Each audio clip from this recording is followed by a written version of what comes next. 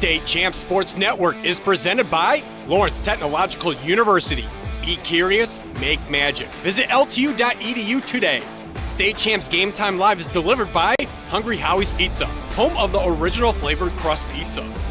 State Champs Game Time Live is also brought to you by Reaction Technologies. Up your game. Go to reactiontechnologies.com for more information.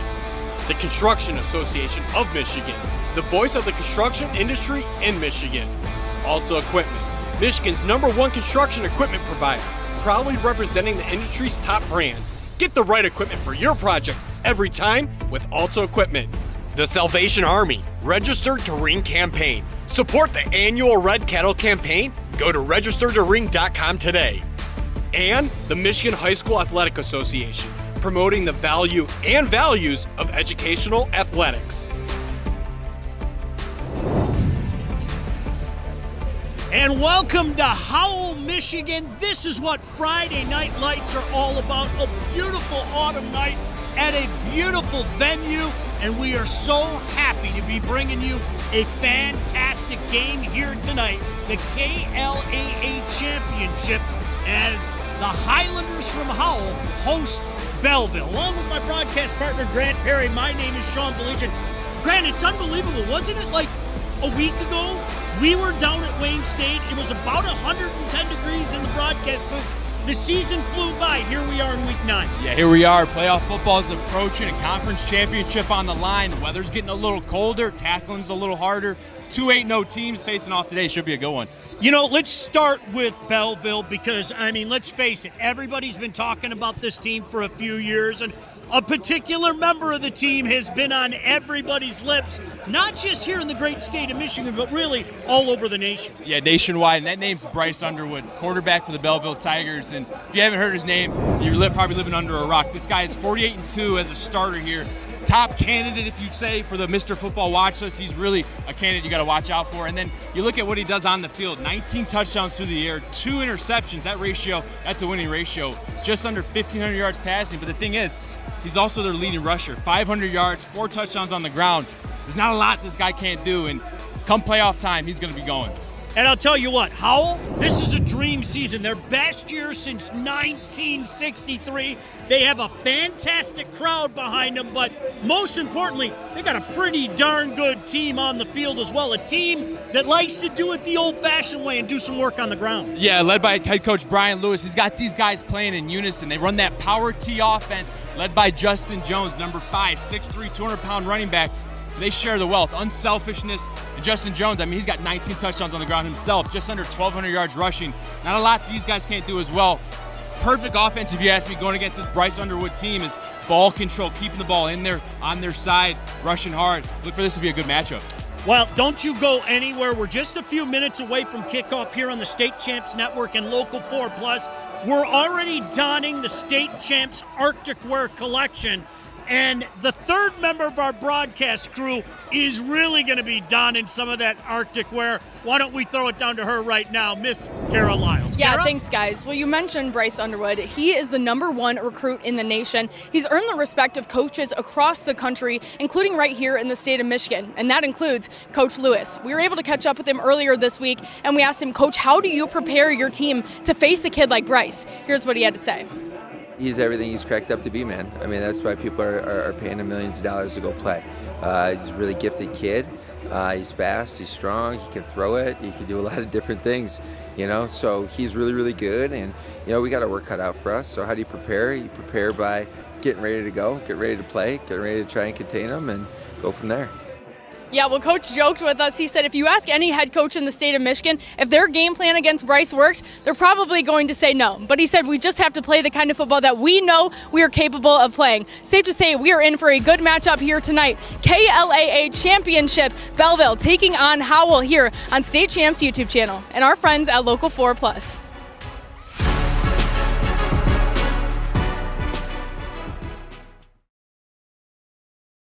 Missing a piece. Is that missing a piece? Is someone eating that spectrum? You can make me another pizza? Why is there only 7 places?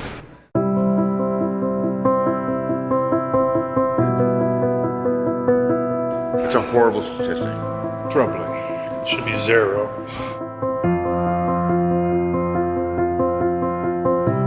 Hungry Howie's Pizza's making me cry. At Alto Equipment, we know when it comes to getting your job completed on budget and on schedule, uptime matters. Alto Equipment has partnered with the biggest names in construction, including Volvo, Leeboy, Sonnenbogen, Avant, ASV, and more to provide the state of Michigan with industry-leading service and support. Alto Equipment services all makes and models, and their technicians are available 24 hours a day, 7 days a week. Do you have a big project? Alta Rents has you covered with the most diverse rental fleet in Michigan. Give them a call at 844-GO-TO-ALTA today. Looking for a score, a schedule, a story? MHSAA.com has you covered. Our newly redesigned website has everything you need to follow high school sports in Michigan. And it's optimized for mobile use. Fans can submit scores on a Friday night, check playoff pairings and game times, or read about the student athletes from your community. Your first stop is MHSAA.com. Connect with us online and get everything you need all in one place. Your persistence and dedication have brought you this far. But the fire of curiosity within you burns to push beyond your limits. LTU is the place where your passions and curiosities can soar, pushing your mind and body to new magical heights. Lawrence Technological University. Be curious. Make magic. Let's talk about getting you the money you deserve after an accident. There's a lot at stake when you've been injured, and choosing the wrong team for your case could be devastating to your recovery. But you don't have to play this game alone. That's why you should call SAM. They've been fighting and winning for families like yours forever, and they've recovered billions of dollars for injured clients. When you're hurt, there's too much on the line. Get the Bernstein Advantage and get what you deserve. Call SAM. If you want the biggest Black Friday savings ever, you have to be at Gardner White Saturday, because you save an extra 25% off and save again when we pay your tax, and no interest for 60 months. It's in stock with free same-day delivery. Plus, this Saturday only, get a free game day serving dish, find the furniture you love, and take an extra 25% off and no tax. You don't have to wait to get the biggest Black Friday savings ever, only at Gardner White. State Champs Game Time Live is delivered by Hungry Howie's, famous for flavor. I'll take a look at that. We made reference in that in our pregame show. There was a look at the 1963 undefeated Highlanders, and there you can see the visitors from Belleville already making their way onto the field here. The familiar black helmet with that orange stripe.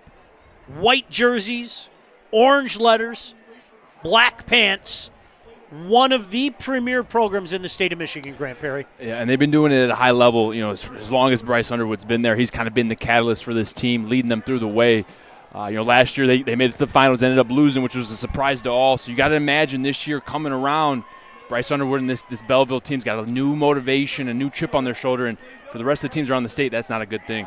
What a great atmosphere here tonight. Grant, you and I were marveling.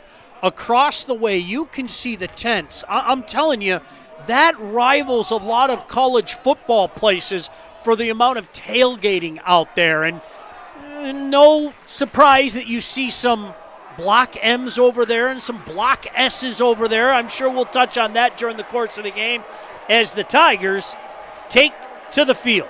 Certainly one of the favorites in Division III, make no mistake about that.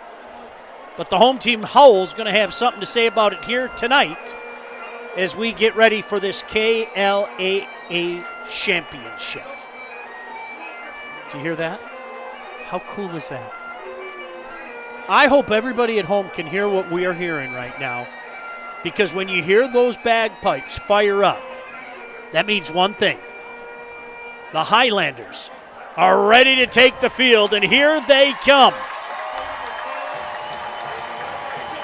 What a great jersey that is. And led on the field by a guy that you talked about, Justin Jones. And, Grant, it was funny as we were watching that video montage. That is a man that runs angry. That's what you want. You want a guy that runs angry. And, boy, you expect to see a lot of number 5 here tonight. Yeah, he's a punishing runner. Runs through contact, what we call a contact craver. Not looking for the soft shoulder, looking to run right through you, right through your sternum, and kind of just embodies that culture that they have here at Howell, that power T offense. They want to bring it to you. They want to ball control you, keep your players off the field offensively. Look for them to do that today to try to keep Bryce Underwood and this Belleville team under lock. Can't say enough about this atmosphere. Look at that crowd. My goodness gracious, and that's only half the stands here tonight. You got stands in the south end zone there, packed over there, and Belleville certainly did their part, bringing a bunch of fans as well. You got the full band out there. This is what high school football is all about. It is a pleasure to be here tonight in Howell for the KLAA Championship. In just a moment, we are going to honor our nation with our nation's national anthem.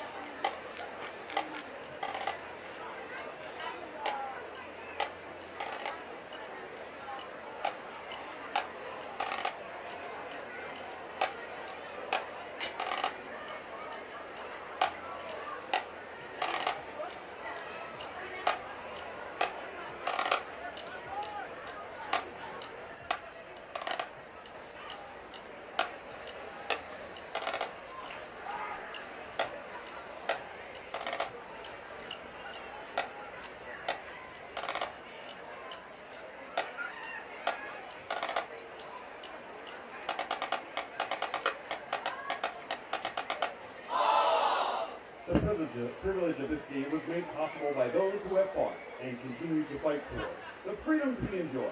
Let us now honor and respect our efforts and our country. All those who are able, please remain standing at attention. Place your hand over your heart as the Highlander Marching Band, under the direction of Miss Lisa Lechowski, proudly plays our national anthem.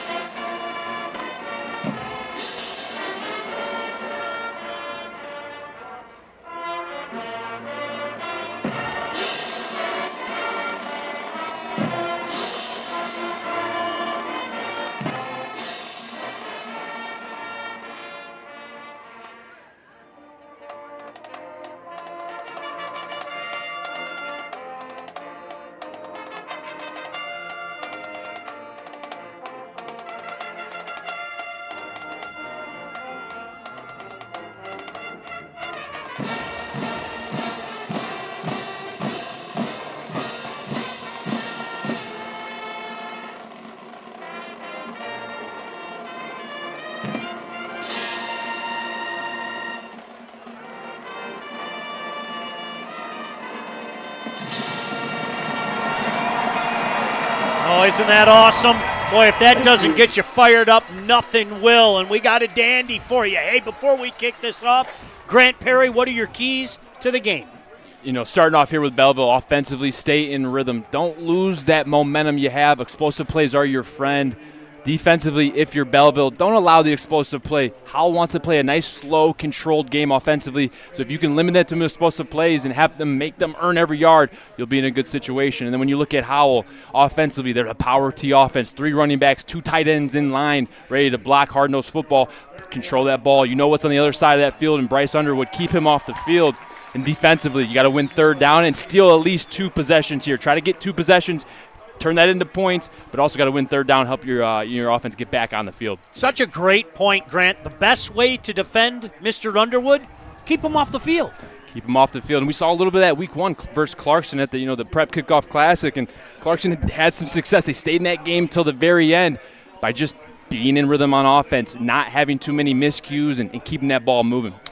Well, as if on cue, Howell wins the coin toss, and they elect to receive. So, yeah, we're going to take a look at that power tee, and certainly they're going to want to hold on to the ball as long as they can and try to put some points on the board as well. We are just a couple moments away.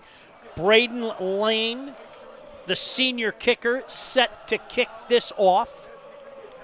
Look at that student section. How cool is that? Love every second of it. Hopefully you are as well. So glad you're joining us wherever you may be tonight. Checking this out on the State Champs Network and certainly Local 4 Plus as well. He's Grant Perry. I'm Sean Belegian, and this one is now underway. Big kick, taken 2 yards deep. Coming near side of the field. Oh, yep, they're going to call it the touchback. No doubt right there. So we take a look at that power tee offense. Justin Jones is a name that Grant talked about, and for good reason. Look at those numbers. My goodness gracious. Yeah, he's an athlete. I mean, 6'3", 200 pounds. He's going to be touching the ball primarily in that backfield, kind of the lead horse, if you will, out of the 3 that mainly touch it. And he's just done nothing but great things for this offense. But also at the same time, if you're Belleville, you can't fall asleep. He will hurt you in the pass game. He's got good ability to run routes downfield and catch the football. Junior quarterback wearing the number 10, Preston Barr, brings his team on the field. He's the 6', 165-pound senior. Trying the inside, not a lot of space up there. Maybe a pickup of 1. Fired up Tiger defense already, setting up a 2nd and 9.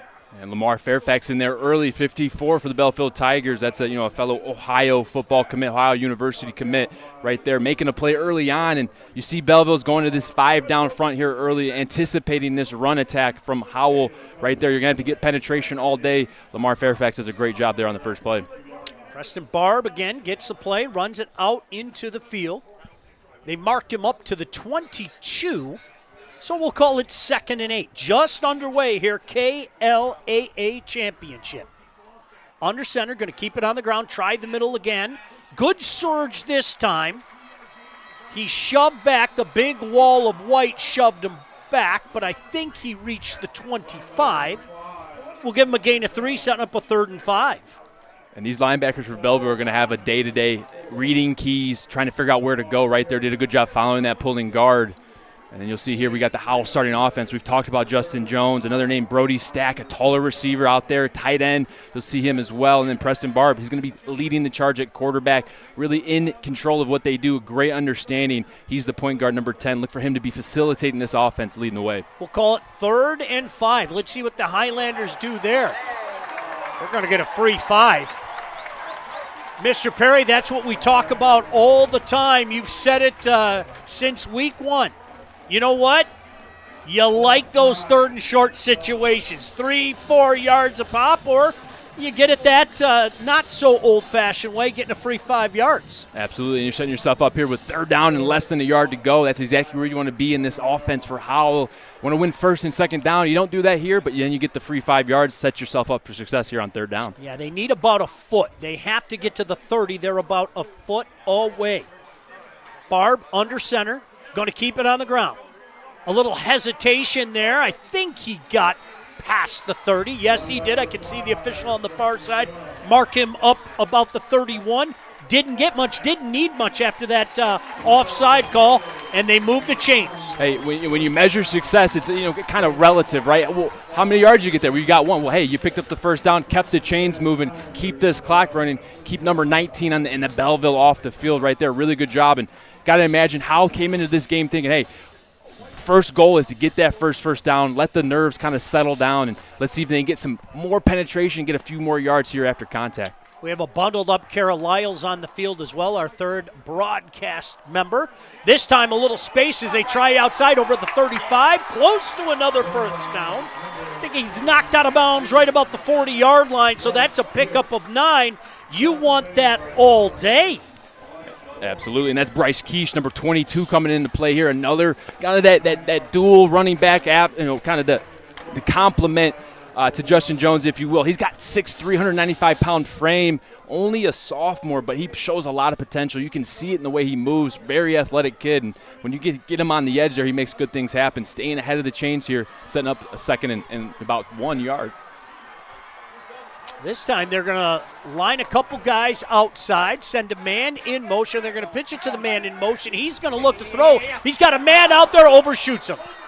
Great coverage, closing speed to make it interesting. But let's face it, Grant, if that pass is on the money, Stack has a big first down inside the 35. Yeah, he does, and you got to credit Desmond Yarborough there, staying in coverage. The Miami of Ohio commit number 3 for Belleville does a great job of not biting, not stepping up. Seeing the rocket toss, and you see right here the Tigers starting defense, number 3 right there was Desmond Yarborough, the Miami Ohio commit on that coverage. Rashad Jones, Purdue commit number 9, defensive end, a guy to look out for as well, and Elijah Dotson, the Pitt commit, cornerback, also plays some receiver. He's one of their more exclusive speed guys. They call him Batman. 3rd and 1. Now they're doing what they do. Going to try the right side, first down and more, up past the 45-yard line to about the 46-yard line.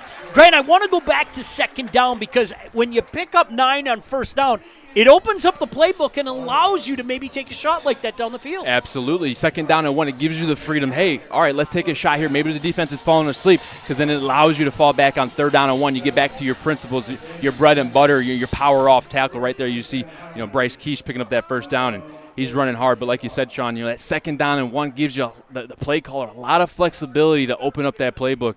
And with an offense like Howell has, the plays aren't, they don't have a lot of plays, but they have a lot of good plays that they run, and sets them up for success right there. 1st and 10 at their own 46-yard line. This drive continues, the opening drive of the game. Handoff, this time over the left side of the line. A little space out there up to about the 49 will give him 3, setting up a 2nd and 7. Yeah, got to credit there 70 Tanner Bidell there at the left tackle. The big boy, 6'4", 305-pound senior, does a great job of sealing that edge. They bring a guard around. They get 2 guys blocking at the point of attack, and they didn't pick up 6-7 yards there, but they picked up 3-4 yards right there, and that's exactly where you want to be. Keep this clock moving, keep the ball moving forwards. Exactly where you want to be if you're the Howell Highlanders. Well, they've already eaten about almost 4 minutes off the clock, and they're at their own 49. Going to keep it on the ground. Trying to get a block, does, inside Tiger territory. Not much further than that, but good job following those blockers, Grant, and creating a little something out of nothing. Yeah, and then this is just the Howell Highlanders offense, and you see it around Michigan, mainly Midwestern power T type of scheme. Is you got a set number of plays. You got counter, you got power, you got quarterback keeper, bootleg, but they run those plays every day. And they run them to as best as their ability. And right there, they're just going to keep lining up. They're going to keep running power. They're going to say, hey, Belleville, come in and stop us. Get penetration. Do what you got to do. But we're going to try to get runners off tackle. And right now they're doing a great job. Bryce Keish leading the way here, rushing early on. Preston Barb trots out on the field. They do as the Highlanders do on 3rd and 4. Big 3rd down here. They're going to keep it on the ground. Hand off to Jones. He's got the edge. First down. Out past the 42, down close to the 41-yard line. Justin Jones, a man who, as we talked about, runs with a little anger. You love to see that out of your back. You do, and the ability there to press the line of scrimmage, but then to recognize, hey, I can get outside of this and I can use my speed. That's what Justin Jones brings to this offense, a little bit of dynamic speed. Just when you think it's in between the tackles, Justin can beat you to that perimeter, and he does right there. Fresh set of downs now in Tiger territory at the 41-yard line. They've held on to the ball for about 5 minutes. Under center again is Barb. This time rolling out, throwing, complete. Wide open, caught at the 40, inside the 40, 35, and brought down at the 34. And oh, baby, one of those late flags there. I think we might see an additional 15 tacked on. I think you're right, Sean. I think they're going to get a little personal foul here, end of the play, added on 15, and great play call. They check out Bobby Kanka. He comes out. He's more their bigger blocking tight end. Then they bring in, Brody Stack, number 7, try to run him on a 7-flag route. Don't find him, but Preston Barb does a great job coming down to Wilson Zimlich, and he just does the rest of the work. Boy, Grant Perry, you couldn't ask for a better script if you're the Highlanders right now. Yeah, and see right here, you got the cameraman. They don't know where the ball's going. Think it's a run, but it's just a little play-action pass. And you give your quarterback, Preston Barb, a nice, easy throw. He goes high-low. Brody Stack's not available for the corner. He brings it down to Wilson Zimlich, just tosses that thing out there and lets him run for it. And, hey, pick up an extra 15 on top of that. They won't be mad about that. Zimlich's another one of those guys, does a little bit of everything. He really out of the backfield, defensive back, mix in some kicking as well. Going to keep it on the ground. Jones tries to take it outside, cuts back inside, and then runs into a big wall of white. Minimal gain. We'll give him 3, setting up a 2nd and 7. Can never be mad at a running back trying to find that green grass, trying to look for that cutback. But right there, I think if he keeps on his line, keeps on his track, he had Bryce Keesh leading the way on that edge there. It looked like they had numbers on the perimeter. They sealed the edge. But you can't be mad at a running back, Justin Jones, trying to pick up those extra yards on the cutback. But, hey, so far so good here for the Highlanders. Moving that ball, staying ahead of the chains, winning 1st and 2nd down. Down to the 16-yard line. Barb under center again. Gonna roll out, looks, fires, completes. 1st down and more inside the 5. Knocked out of bounds at the 2-yard line. Guess who? Zimlich again. Boy, he took a big lick. You hope he's okay out there. But, boy, that play-action pass, it's been there, Grant. It is, and you watch it here. They're just going to fake it right here. It's going to be fake counter, roll right, and they get to do the same routes. They got a flag route, a corner route behind, and they got Zimlich down in the flat, and he's doing a great job of just getting out, being friendly for the quarterback, catching the ball and turning upfield, and you see Zimlich running off the field. That's good to see, as he's early on been a big contributor here in the pass game. Like to see that.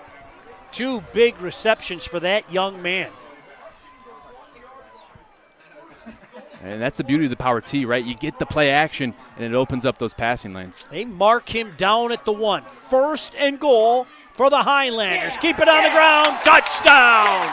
What a drive for the Highlanders, Grant Perry. 6 minutes and 45 seconds. They matriculate their way down the field, and they take the early 6-0 lead. Man, talking with Robbie, one of our fellow coworkers here, the key was, 6 minutes and the end with points. If you're Howell, that's exactly where you want to be. You do it on your first drive. You really set the tone. You get this crowd involved. That really brings things to life here. Highlanders coming to this game, probably an underdog, but right now they're in the driver's seat of this game. What a drive. A couple of play-action passes, a couple of penalties, 20 yards in penalties as well, but the Highlanders take advantage of it, and they take the early 6-0 lead. Now the crucial point after attempt.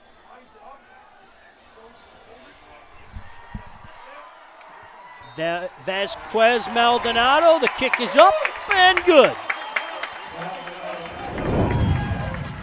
Let's take a look at that touchdown. 1 yard, that's all they need, and this is feeding right into what the Howell Highlanders do best, right? Get off the line of scrimmage. You see guys going for cut blocks, and you just see the push up front. And all it takes is a little bit there for Justin Jones to cross that goal line, and he's got a good nose for it. That's his 20th on the season.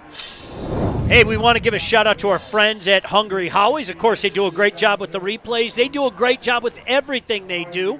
And we want to thank our good friends at Hungry Howie's for all the work they have done fighting breast cancer through their Love, Hope, and Pizza campaign. Now, all October long, with every pizza sold, Hungry Howie's makes a contribution to the National Breast Cancer Foundation. I can't think of a better meal while watching a certain college football game tomorrow night. You're hard-pressed to find one, Sean, that's for sure. Cajun crust all over it. Guys, thank me later. Thank me later. So now it's Belleville's turn to answer a 6-minute and 45-second drive. And I go back to your keys to the game, Grant. That's just what the doctor ordered. To hold on to the ball, to punch it in the end zone. Onside kick here. Look at the trickeration. It takes a bounce. I think Belleville recovers at the 35. I love the mindset from this Howell team right now. Why not? Why not, right? We're fighting for the KLAA Championship. Why not throw everything out on the table? Pull a little Sean Payton from the New Orleans, Super Bowl there. A little onside kick early in the game. No one's expecting it. And they just try to dribble it there. Kicker Maldonado Vasquez tries to go and get it himself, and really good job. Almost caught Belleville slipping. I think that ball died a little bit earlier. You get a couple more guys there near Maldonado. You get a better opportunity there. Good job stepping up and catching that one for Belleville, keeping them on the field offensively. I think that was Andre Thomas that stepped up and made sure he kept his hands on that. Well, there he is, Bryce Underwood. I like what you said. Unless you're living in a cave, you know who that young man is. Sends a man in motion, shotgun formation, keeper. Boy, a lot of space out past the 40. Look at that explosion past the 45. Ball comes loose.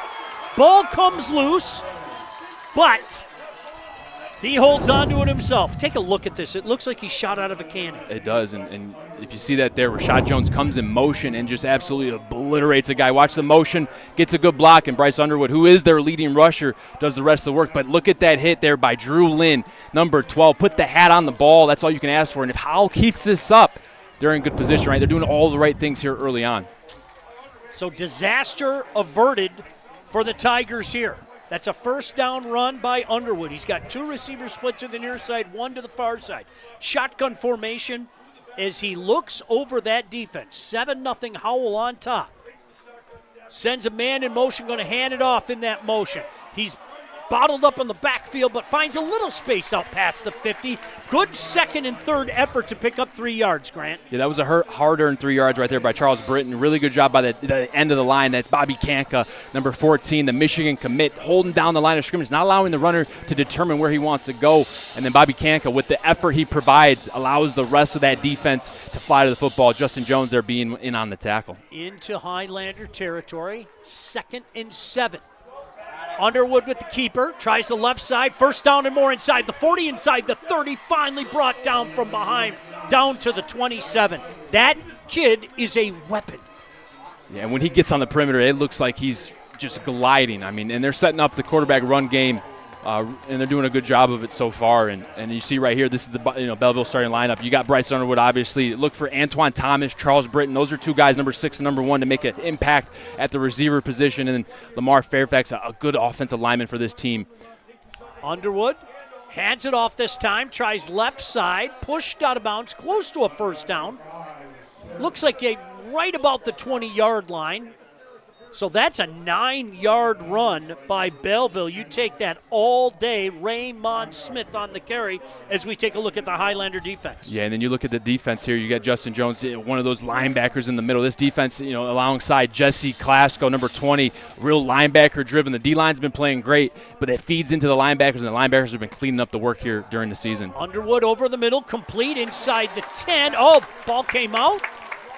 Yeah, ball came out, absolutely. It looked complete from our vantage point, but as you could see, ball came out. Let's take a look at this replay here, Grant. Yeah, you'll see here, Drew Lynn, number 12, the cornerback, drives this route, slant route. So he sees, hey, he's going across the field. I got to drive this thing. Look at Drew Lynn just put his helmet right where it needs to be on the side of the football, right into the receiver's back. Good job getting that PBU. Why not take your shot? It's 2nd and 1. You saw the Highlanders do that on their touchdown drive, and now Belleville did it. 3rd and 1, deep into Highlander territory. Underwood, a little delay, puts his head down, plunges forward, and he has a first down up to about the 17-yard line. Boy, he took a big shot there, didn't he, Grant? Yeah, he is. And this Howell team, they're flying around, they're tackling well. Belleville, you can see that early on, the kind of the progression here is quarterback-driven offense, right? Obviously, Bryce Underwood brings so much to the table, but a lot of people sleep on his athleticism and his ability to run, and he is their leading rusher, just about 500 yards on the season, 4 or 5 touchdowns, and here early on, he's gotten involved in the run game, and the Highlanders are going to have to figure out a way to kind of contain him, but also figure out how to contain these receivers who are so deadly when Bryce Young's throwing the football. Highlanders lead, but the Tigers are threatening. Keeper on the outside makes one man miss, can't make the second man miss, but as it is, Grant, somehow, some way, he ends up picking up about 6 yards on that first down carry. Hey, take your game to the next level with Reaction Technologies, elevating athletes' safety and performance. Follow them at Reaction Tech on all social media. We'll give them 5. We'll call it a 2nd and 5. Clock running, 2.5 to go here in the first quarter. Highlanders have a 7-0 lead. Tigers threatening. Underwood looking over that defense. Shotgun formation, has a man in motion from the right to the left. Going to keep it on the ground. Space up the middle. Touchdown. Raymond Smith. And Belleville quickly answers to make this a 7-6 game, PAT pending.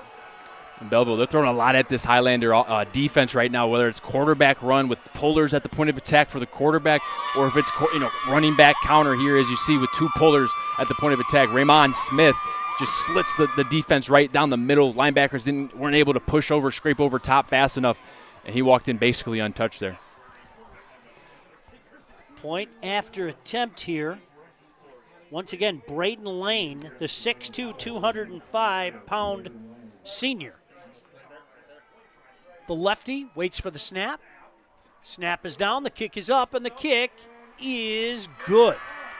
So with 2:13 to go, the Tigers answer with a touchdown drive of their own.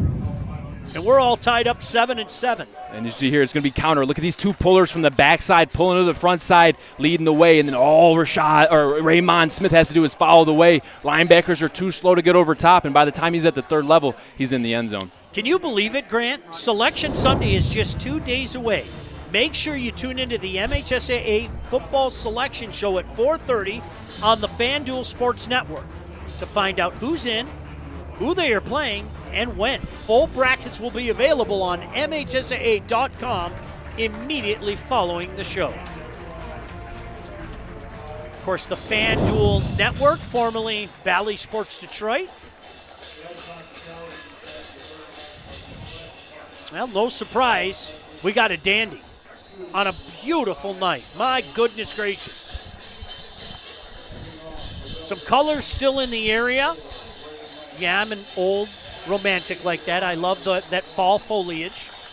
But most importantly, some Friday night lights in the works here. 2 darn good teams tied at 7. Another kickoff into the end zone, so we'll get our second look at this Highlander offense. And, Grant, I think so far both these offenses doing what you expect them to do. Howell to grind out, find a way to get into the end zone, and Belleville with, some of that electricity. Yeah, and Belleville surprised me a little bit. You think Bryce Underwood would come out here and throw a little bit more, but they came out with the quarterback run game, which responded just fine there to the Howell's first score. And now is where you want to start paying attention. Each team's touched the ball. Each team's shown what they're going to do. How are these defenses going to adjust? Belleville here first to respond. Here they go again. I love the old school look there. Isn't that great, man? I'll tell you what. Going to keep it on the ground, trying to stretch it. Jones gets past the 20. Somehow found his way all the way up to the 25-yard line. It did look like the space was out there, but again, we talk about how hard that young man runs, Grant. Runs hard, and both Justin Jones and Bryce Keish, they get tackled for right at the line of scrimmage. If they fall forward, they're 6'3". They fall forward for some extra yards, and then you add in that they run and they try to punish you. That's a good combination. And right there you see, Desmond Harborough trying to set the edge, but just doesn't step up fast enough. They get 2 guys at the point of attack, fall forward for about 5 yards there, just how they want it. 2nd and 5 from their own 25-yard line. Barb looking over the defense, going to hand it off.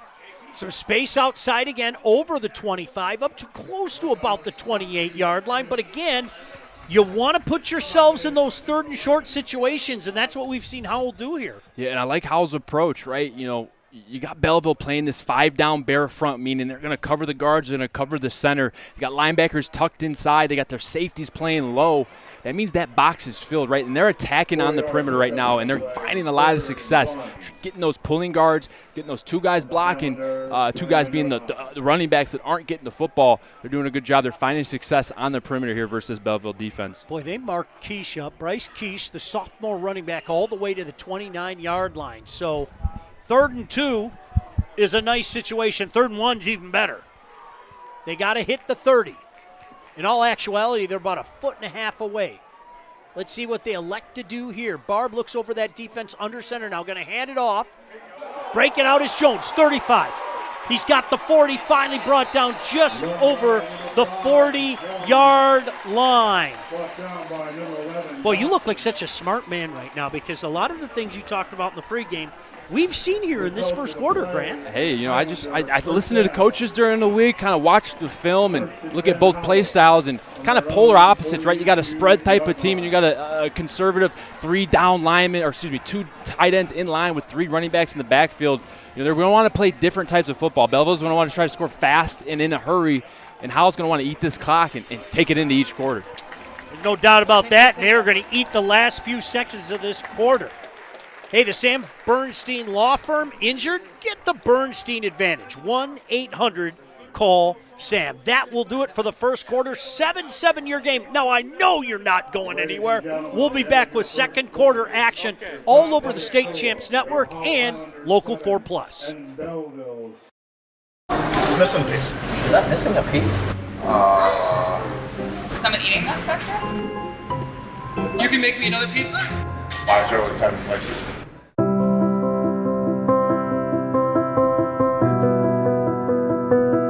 It's a horrible statistic. Troubling. It should be 0.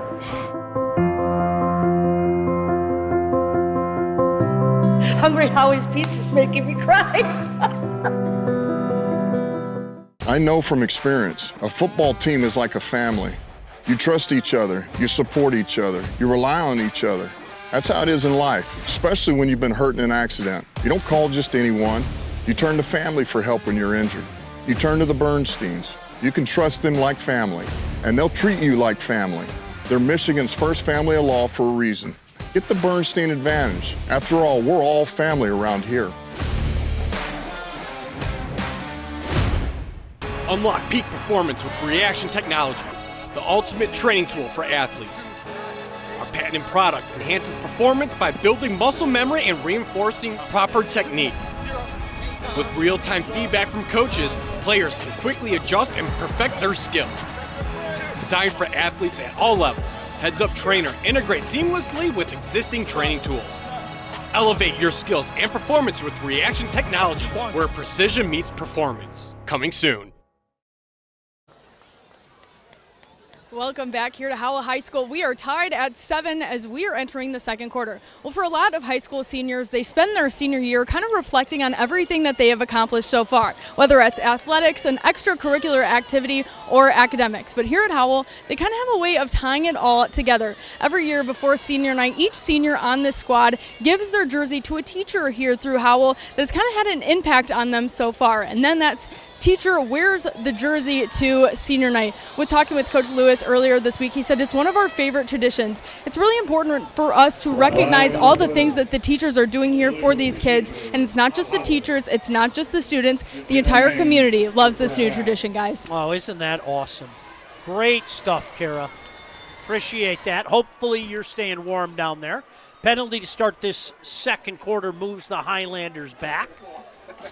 They'll be looking at a 1st and 15 from their own 37-yard line, all tied up 7 apiece.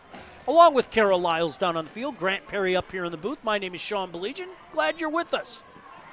Back to pass now, looking outside, caught by Jones up at about the 38-yard line, but good coverage out there. Well, I'll tell you what, you've seen that young man do it on both sides of the ball. Raymond Smith was not going to let the dangerous Jones loose. No, and right there they do a great job of that first drive. Howell had a lot of success of going high, looking for the corner route, but coming down and finding the flat route. And right there they try to get back to it. Justin Jones in the flat, but Belleville's all over that one. Justin Jones brings a little bit of that, that scouting report. Everyone's going to have eyes on where he's at. Belleville saw it, read it out, and like you said, Raymond Smith doing it offensively. You see here defensively getting that tackle. A gain of only 1, setting up a 2nd and 14 from the 38-yard line. Barb under center as he's been pretty much all game. Hands it off to Jones. Jones looking to throw. He decides against it. Cuts it back upfield. Ball is loose but recovered. Oh, boy. Disaster avoided and a late hit comes in. Mason Schumacher falls on the ball and then a late hit comes in. Hey, speaking of yellow flags, that penalty flag is brought to you by Yellow Flag Productions. Looking for video production services? Check us out at yellowflagproductions.com. Going to have a conversation about this one, Grant. There's a lot to unpack on that last play. We'll get to do it in a second after we figure out what happens here, but I think you're going to get a free first down and another 15-yard personal foul. Yeah, you're going to keep the chains moving here. Justin Jones there took the sweep. You see him he was losing ground. That was because he was going to throw the football there. Ends up cutting it back across field. And you see there, personal foul, late hit, but Justin Jones comes back across field, then fumbles. Then Hawes, you saw Mason Schumacher land on that football, and then one of the Belleville Tigers decided, hey, I'm going to jump on top of him. Ref said, hey, that's a little too late, adds on that 15, and boy, you can't ask for better, in a sense, luck here if you're Howell, right? First drive, you get that personal foul, keep the chains moving. Here in that second drive, you find another flag, get this ball into Belleville territory. Now you're cooking. And they're cooking at the Tiger 42-yard line. Barb under center, going to hand it off to Jones again. Boy, found a little space up the middle, out past the 40, up to about the 37-yard line. Hey, oftentimes, a lot of that space, the work is being done by those biggins up front. And the biggins up front are doing some work. They are, and you got to credit right there, Nate Rogowski, the center right there. That was an off-tackle play, but he's got a block down, and he's got a guy in Trezell Jenkins across from him who's a big fella. So he blocks down, does a good job. Rest of that right side of the line kicks out, gets those two lead blockers in there, and the next thing you know, Bryce Kish and Justin Jones are just running through, picking up 5-6 yards of pop, exactly what the Highlanders need. 2nd and 5 from the 37-yard line. Barb under center again. Going to hand it off to Jones again over the 35. Close to a first down. I think the second effort may have gotten it for him. Let's see where they mark this, Grant. And I think he's going to be just short. Good second effort at the very end of that play, but he's going to be just short. I think he needs to get to the 32 proper. And my goodness gracious, he is a mere inches away. Yep, and Amiri Martin there, number 20 linebacker, was able to bring him down just shy of that line of scrimmage, or excuse me, that first down marker. Big 3rd and short. Barb and the Highlanders have seen a few of these. Handoff, this time. First down and more, down to about the 33-yard line. Keish again, Bryce Keish, the sophomore. And you talk about those big frames, Grant. Man, when it's 3rd and short, just fall forward, young man. Just fall forward. Use that 6'3" frame and go pick us up a few hard yards right there, and that's exactly what Bryce Keish does. And this game, if it keeps trending the way it is, it's going to come down to discipline. And right now, Howell's got the discipline. They're lining up 2 tight ends in line, 3 running backs, 1 split apart on the O-line. They're ready to go. They know where they're going. And right now, Belleville's hurting themselves defensively with the extra, the penalties after the whistle. Man, there is electricity in the air. I hope you guys can see it on your screen. Handoff to Jones. Jones close to the 27-yard line. Nate Rogowski with another great block there, just pushing his guy up off the line of scrimmage. And Bryce Kish with a good run there, making this, hey, it's positive, right? We come into these games each Friday and, hey, this team's got to stay ahead of the chains, but then they end up with 3rd and 15 and 3rd and, 2nd and 20. Haven't seen that yet with the Highlanders. Disciplined football, staying ahead of the chains, keeping everything moving forward. Well, and you're seeing a steady dose, too. You're seeing some Jones, you're seeing some Kish. This time, it's Kish again. Kish, after the big surge over the 35, let's see where they mark him down. I think they're going to mark him down at about the 34. So, again, Grant, a 3rd and short situation for the Highlanders. And let's give the credit where credit is due. They have consistently so far this game found a way to convert on those 3rd downs. They have, and you got to imagine, they're right in that gray area here in Belleville territory where got to imagine Coach Brian Lewis is saying, hey, let's go 2 plays here, pick up a few yards. If we don't get it, we're back on the ball here, going to pick up this 4th down. 3rd, and we'll call it a short 4. Handoff to Kish. Flag is thrown. He's going to be short. Let's see what this flag's all about. Grant, I don't want to read too much into it, but it looks to be in that area of holding. I think you're right. Let's see what the officials call here. In regards to the carry, Kish was short, about a yard short. But I do think that you already see Howell moving backwards. Hey, State Champs Sports Network is giving you the power to showcase your passion. You can now submit your own videos and be a part of our coverage. We want to feature your perspective on our network. Learn more at statechampsnetwork.com/fanvision.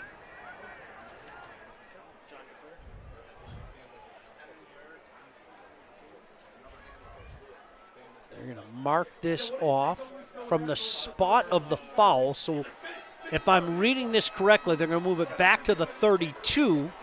Grant, turning this into a 3rd and long.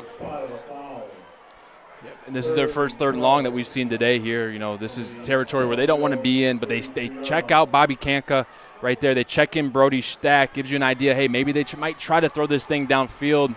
Maybe just pick up a few yards here on 3rd down, giving themselves the opportunity to be within conversion range on 4th. The junior quarterback leads the boys out there, overlooks that defense. Back to pass. Rolls. Fires. Got a man out there. Jones inside the 10 and down to the 8-yard line.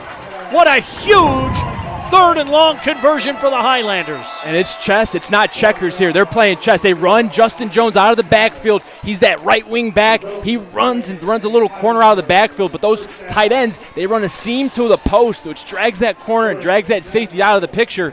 And it's just adding little things onto each play, right? They've ran those corner routes. They've ran the flat routes. But now let's run a little corner out from the backfield. They find Justin Jones, pick up a much-needed 3rd down here, and now they're cooking with gas here on about the 10-yard line. Another clock-devouring drive. Highlanders 1st and goal. Handoff. Tried the middle. Maybe a couple yards there. Bryce Kish that time. Not a lot of room up front. Boy, his defense has been out there a heck of a lot tonight so far. It has, and that means that number 19 on that other side there is nice and cold. That's exactly how the Highlanders want him. They don't want him touching the ball. They want him over there watching the game. And that's when they feel like they're going to have the most success, when their offense is on the field. Clock running, 6:40 to go here in a 7-7 game in the 2nd quarter. Handed off to Jones. Jones cuts it back up the middle inside the 5, and I think they're going to mark him down about the 4-yard line. Got to give credit right there to Amiri Martin. He shot the gap, was able to alter Justin Jones' kind of trace there on the halfback off tackle there, made him cut it upfield, and wasn't a lot there. Amiri Martin there was able to force this thing inside to his help. You'll see here number 20, the linebacker, shoots up, and look at Justin Jones has no option but then to run into that Belleville defense. And right now, these are these hard yards that these teams both fight for here. Preseason, during the season, you have periods, well, hey, 4 yards, 3 yards, let's work. And defensively, you're trying not to let them get in, and offensively, you're trying your hardest to get in. Coach Perry, is this 4-down territory? In a game like this, absolutely. Barb going to hand it off. Putting his head down. Kish into the end zone. Touchdown! Thankfully, I could hold my breath and wait for the delayed signal from the officials. But that's that long frame again, falling forward. And that is a huge touchdown on a 3rd and goal from the 4 for this Highlander squad.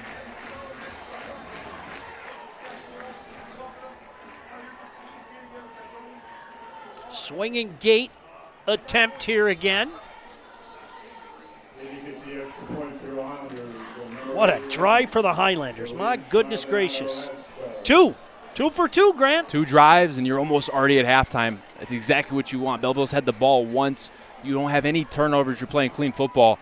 It's the recipe for success here for the Highlanders. Snap is down. The kick is up, and the kick is good. So the Highlanders take a 14-7 lead here in the 2nd quarter as we look at this touchdown plunge. You see right here, this right side of the line of scrimmage, they get low, they get dirty, they get down there, they do the hard work, and right there, Keish just follows his blockers. Look at number 14, Bobby Kanka leading the way, the Michigan commit. When you run behind Bobby, good things happen. Hey, at Lawrence Technological University, your vision of competing in scholarship-level college athletics can be your reality. LTU offers varsity sports for men and women while studying for a world-class undergraduate degree. Scholarships are available at LTURecruitYourself.com. It is a blast watching so many of those events. You get an up-close and personal look at Coach Merchant and the Blue Devil football team, but I've been fortunate to take a look at the hockey team many times and the men's and women's basketball. A lot of good things going on around the campus of Lawrence Tech. Yeah, there is. You know, all the programs are looking and trending in the right direction with the right people in place to lead those teams. That's no doubt. So, once again, it's the Tigers' turn to answer. Another squib kick, this time picked up by Belleville, no problem. That's twice now they tried it. Why not a little onside squib kick? Hey, why not? Eventually it might work. They might really be asleep, and you see right here, Maldonado Vasquez here just trying it. Just a little pooch to himself. A little bit tighter there, and he might be able to get to it. Belleville return team was ready for that. But you got to think about this. I mean, these 2 drives that Howell has had, it puts a lot of pressure on this Belleville offense to respond. And Bryce Underwood, the player he is, he probably doesn't feel much pressure. But you got to imagine that sideline for Belleville is like, crap, we got to keep responding here. This Howell Highlander team is not going away. Empty backfield, trip receivers far side, 1 on the near side, handoff inside, going nowhere. Maybe got just past the 40, we'll give him 2. I apologize, the back was hiding behind that big frame of Bryce Underwood, but give him 2 hard-earned yards. 2 hard-earned yards, and he met Bobby Kanka right at the line of scrimmage there. Great job. Bobby Kanka won across the lineman's face. It was a counter coming this way, and Bobby won to the face side there, did a great job making that tackle for a very short gain. Trips far side, 1 near side. Underwood looking over that defense, 2nd and 8 for the Tigers. They trail 14-7, going to keep it on the ground. Some space up the middle, first down and more into Highlander territory, and down about the 47-yard line. Yeah, they go 3 down front right there. They send the linebacker blitz right there. That's Gavigan, Walraven. It's not really a blitz, it's just an add-on, but he adds on across the line of scrimmage. They run a run right to where he was going, right to where he came from. Vacated that area. Good call by Belleville. If you're Howell there, you want that just hitting on the other side, right where the run was going. Just missed it by a gap. Now trips on the near side. Fresh set of downs for the Tigers at the Highlander 46. Going to keep it on the ground. Bryson again out past the 40, puts his head down, mans his way up to about the 38-yard line. That's 2 good hard runs by Bryson, setting up a 2nd and short. Yeah, got to give credit to this O-line for Belleville as well. They're running the ball just as well as Howell is right now. Deshaun Murray, nicknamed Day-Day, doing a great job, 6'4", 300 pounds. Excuse me, Day-Day, that's Damon Denny, that's left tackle. Deshaun Murray on the right side, 51, doing a good job. You see right there, you're getting a great push, making this a 2nd down and short. Underwood looking over that defense. Playbook wide open on a 2nd and short. Belleville trails 14-7. 3:55 to go here, 2nd quarter. Sends a man in motion. They fake the handoff. Underwood keeps it. Got the first down and more inside the 25. Brought down at the 23. Got to give credit right there. That's Logan Wade, 16 on the perimeter blocking. Good job of sealing that corner. They got a good end seal on the defensive end there, and Bryce Underwood just steps inside, picks up that first down with ease. 2 receivers split each side. Underwood once again in that shotgun formation. You can see him looking to his left and then his right, seeing what the Highlanders are bringing. Going to keep it on the ground. Hitting the backfield, trying to create something, not much there. But he worked hard just to pick up 1. Got to give credit where credit is due there, Andre Thomas Jr. And Braden Smith there does a great job setting that edge and got away with a little holding call. Belleville does. Braden Smith did a great job of just holding that edge, not allowing that runner to commit to a side. Ends up cutting it inside to the help there, picking up a minimal gain. 2nd and 9. Underwood studying that defense again. Claps his hands once, gets the snap. He throws over the middle, wide open. First down inside the 20, close to about the 16-yard line. And this Howell defense, they're staying very stationary, not trying to disguise the coverage, going 1 high, cover 3 look.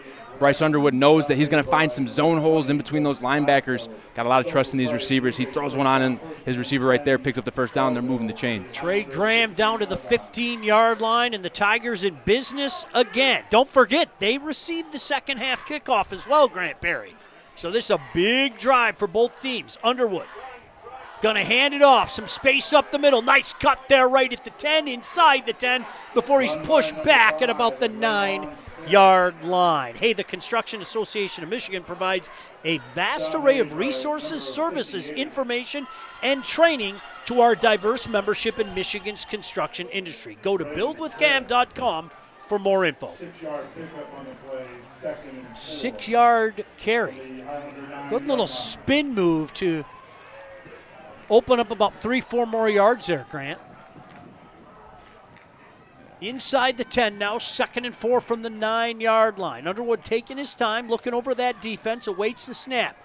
Going to keep it on the ground over the left side of the line. Nothing this time. The big green wall said no, sir. No, sir. Led by Braden Smith, 58, setting the edge. Dylan Hawes, number 76, inside. 2-gapping that thing, not getting pushed back, not getting displaced off that line of scrimmage. And then who else? Jesse Klaschko coming in for the tackle there. Leads the team in tackles coming in this game with a 56 total on the season. 3rd and 5. That's a loss of 1, Grant. I got to say, I like the game plan here by Belleville earlier on. You're not making Bryce Underwood beat you. They're not asking too much of him, but they're doing enough where it's confusing this Howell defense in the run game. Let's see what they dial up here. I think we're going to get a timeout. Indeed, Howell's going to take a timeout with 1:07 to go here in this second quarter. It's been an exciting first couple of quarters already. Howell, 2 drives, 2 touchdowns. Belleville's only drive resulted in a touchdown, and they're knocking on the Highlanders' door again. Hey, the Salvation Army has teamed up with the State Champs Sports Network. Help support the Salvation Army by volunteering for the annual Red Kettle campaign. Go to registertoring.com to sign up as an individual or group. I've been very fortunate to do some things with the Salvation Army over the years. Folks, they are doing great work in the community year after year after year.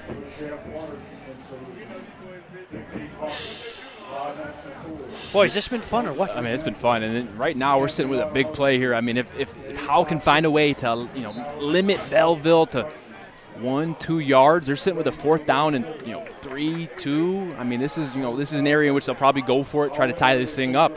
But Howell, you're sitting here with an opportunity here to get a stand here, force a 4th down, and then live and play that down and sell all out on 4th down here.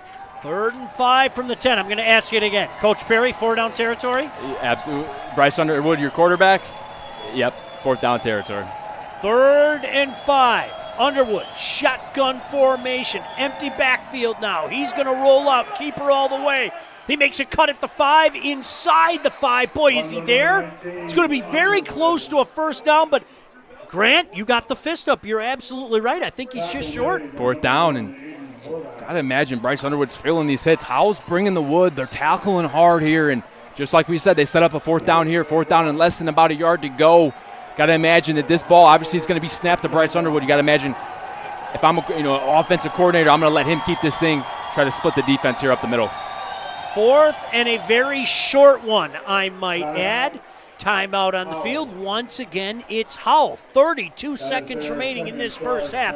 What a big play this is. Big play. I like the decision. Can't keep the timeouts with you into the half. Might as well call them now, get your best play out there. Hey, coming up at halftime, we head to the State Champs studio for the Mr. Football and Anvil Award update, delivered by Hungry Howie's. That and more here on State Champs Game Time Live. Kara Lyle's down on the field as well. We'll check in with her at halftime before we throw it back to the State Champs studio.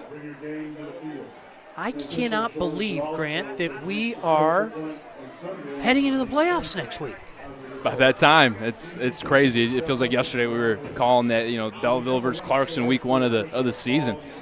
Now we're here in the conference championship of the KLAA, and next week everyone knows what time that is. Hey, and I'm very happy to say, you know what? I get to see my friends again next week. We're doing more games next week, aren't we? Hey, keep the boys together. I love it. Love it. 4th and less than 1. I'm going to call it a whisker on my chinny chin chin. Bryce Underwood in the shotgun.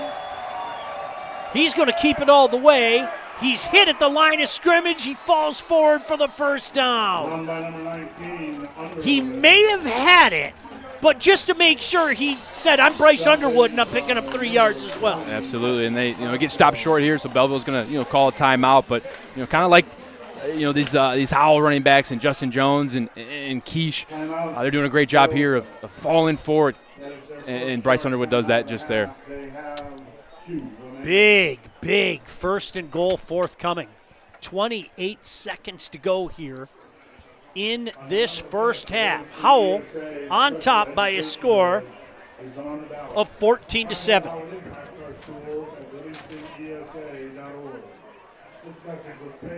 First and goal now for the Tigers. Well, the good news is, Grant, they have 2 timeouts as well. So they're going to have 3 cracks at this. Yeah, they will. And good call there by Belleville calling that timeout. And you got to imagine that we've seen Bryce Underwood carry this ball a lot here early on. Haven't asked him to beat you with his arm yet. It's more with his legs. He's their leading rusher, so you got to imagine that if he's not keeping it, they got dual backs in the backfield here. One of those guys, Andre Thomas or Raymond Smith, are going to touch it. But my money here is on Bryce Underwood. First and goal from the 2. Underwood in the shotgun. Claps his hands. Keeper all the way. Touchdown. You nailed it, Grant. And that's a huge touchdown because with 24 seconds remaining, they're an extra point away from tying this game up at the half. And I need to remind everybody, they get the ball first in the second half. So 2 offenses that, let's face it, have gone right down the field. We've seen 4 drives, 4 scores. 4 drives, 4 scores, and it's been hard earned. These teams are running hard. Not a lot of throwing to get you through the drives here, and you know, Underwood here puts it in himself. And got to imagine here in this type of game, these possessions matter. And Belleville here coming out with the ball here in the second half, that's going to be a big thing for them. These extra points are huge as well. Lane lines this one up. Lefty kicker awaits the snap. It's down. The kick is up, and the kick is good. So all tied up at 14 with 24 seconds remaining in this first half. Grant, here's your touchdown. And here you go, quarterback all the way. He's going to have some patience, right? Let the blocks develop. Sees the kick out there by 57. Does a great job of just sliding right in between. And that's what you have when you got an athletic quarterback with some size, some savvy. You allow him to be that 11th man on the play, and right there he gets lead blockers, and it's hard to cover that 11th man when the quarterback is the runner. Let's see what Howell elects to do here. They've gone into the trickeration department a couple times here. Only 24 seconds remaining before the half. As you look at one of the most highly recruited athletes in the history of the state of Michigan. Bryce Underwood really was.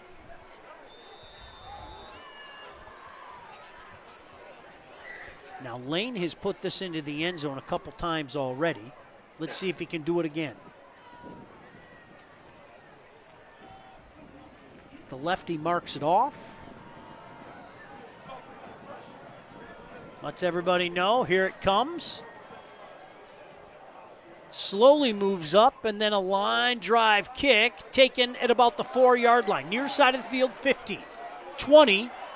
Makes a cut at the 25, makes a man miss, and out to about the 30-yard line. They're going to mark him down at about the 29. So this is what we're talking about, Grant. Look, this Howell offense isn't exactly the quick strike offense. Do you get tricky here? Do you take a knee? Let's see what Howell decides to do here as they take over at their own 29 with 15 seconds left in this first half, all tied up at 14 apiece. Brody Stack's going to be in the play here. The tight end number 7 on the left side. He's been their main target downfield on these corner routes. Looks like they're going to take a knee here, though. Yep, and that is going to do it. That's going to be the last play of this first half. But what a dandy it was. 14-14 on a beautiful night here in lovely Howell, Michigan. The KLAA Championship. 24 minutes remaining, and it's anybody's game to be sure. We're going to throw it down to Kara in just a moment. But, Grant, quickly, your thoughts in that first half. I thought it was fantastic. A great game, back and forth. Offenses are rolling. Defense has got to figure it out here the second half, and that's what it's going to come down to, right? Who gets a stop when it matters most here in this second half? Kara Lyles will have a special guest down in the field in just a moment. And then, as we said, we're going to throw it back to the State Champs studios. And we'll take a look at the Anvil Award update and, of course, our special award as well. But in just a moment, as promised, we'll throw it down to Kara Lyles. Kara? Well, Coach, you guys are running the football really well in this game. Just how did that fit into the game plan coming into here to play Howell? Well, we want to make sure that we have some drives that we put together to slow the game down just as well as they're trying to slow the game down. So we did that pretty well in that last drive. We do got to make some corrections on defense. We got to make sure that we watch them backs coming out the backfield. But other than that, once we stop them, we get them. We hurt ourselves a lot of times when they were 3rd and long, and we got to keep them 3rd and long. We can't have them 3rd and short. How do you make sure this offense stays hot going into the second half? They already going to stay hot. They're going to stay hot. They're ready to play, but we just got to keep the defense to make sure that they can get on the field. Coach, thank you so much. Good luck second half. All right, well, stay with us. We've got so much more coming up at halftime. We're going to talk Mr. Football and Anvil Award. You will not want to miss it. Stay right here, guys.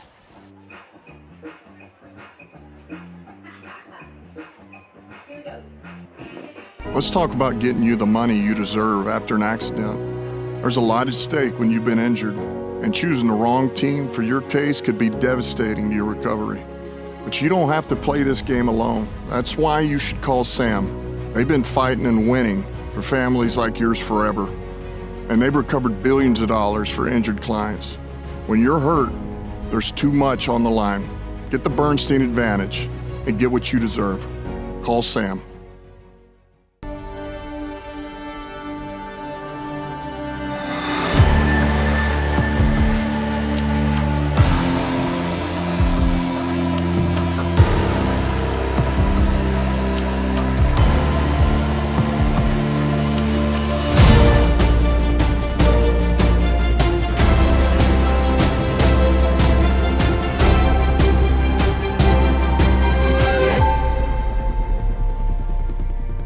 Looking for a score, a schedule, a story?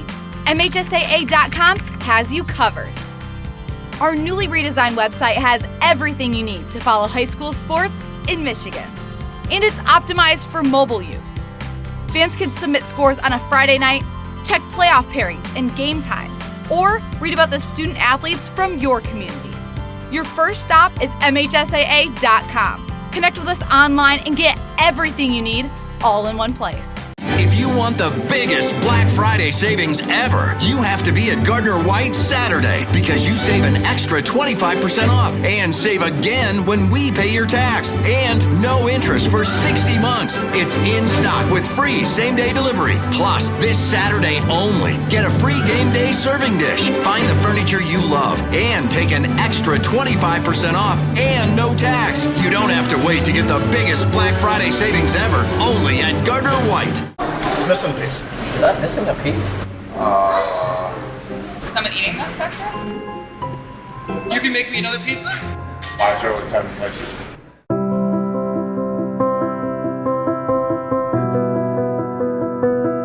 It's a horrible statistic.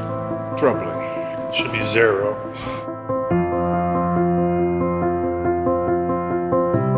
Hungry Howie's Pizza's making me cry.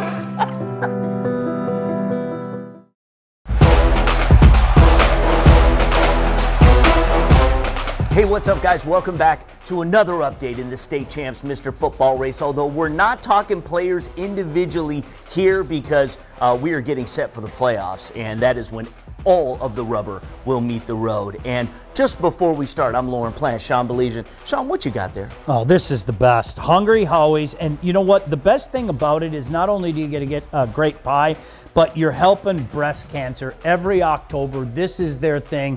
You see the pink everywhere, and we are very, very, very pleased to be partnered with Hungry Howie's. Not only a great pizza, but certainly great people behind the company as well. So shout out to Hungry Howie's, and make sure that you get yourself a Hungry Howie's pizza, really anytime, but especially the month of October, because they're giving back. That's right, absolutely, 100%.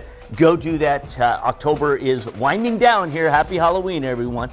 So make sure you go out and get your pie today. Okay, what we want to talk about, and I have my phone because I want to make sure that I get the numbers exactly right. We want to talk about our criteria because we always mention it here in our updates, and you have it on your screen now, but we want to tell you exactly what it means. So how we choose Mr. Football, how we'll choose our Final Four and eventually the champion, 30% goes to your performance throughout the season, as that makes sense, 20% level of competition, 20% is the online vote. So if you win the online vote at the end of the season, at the end of this competition, you're automatically in the Final Four.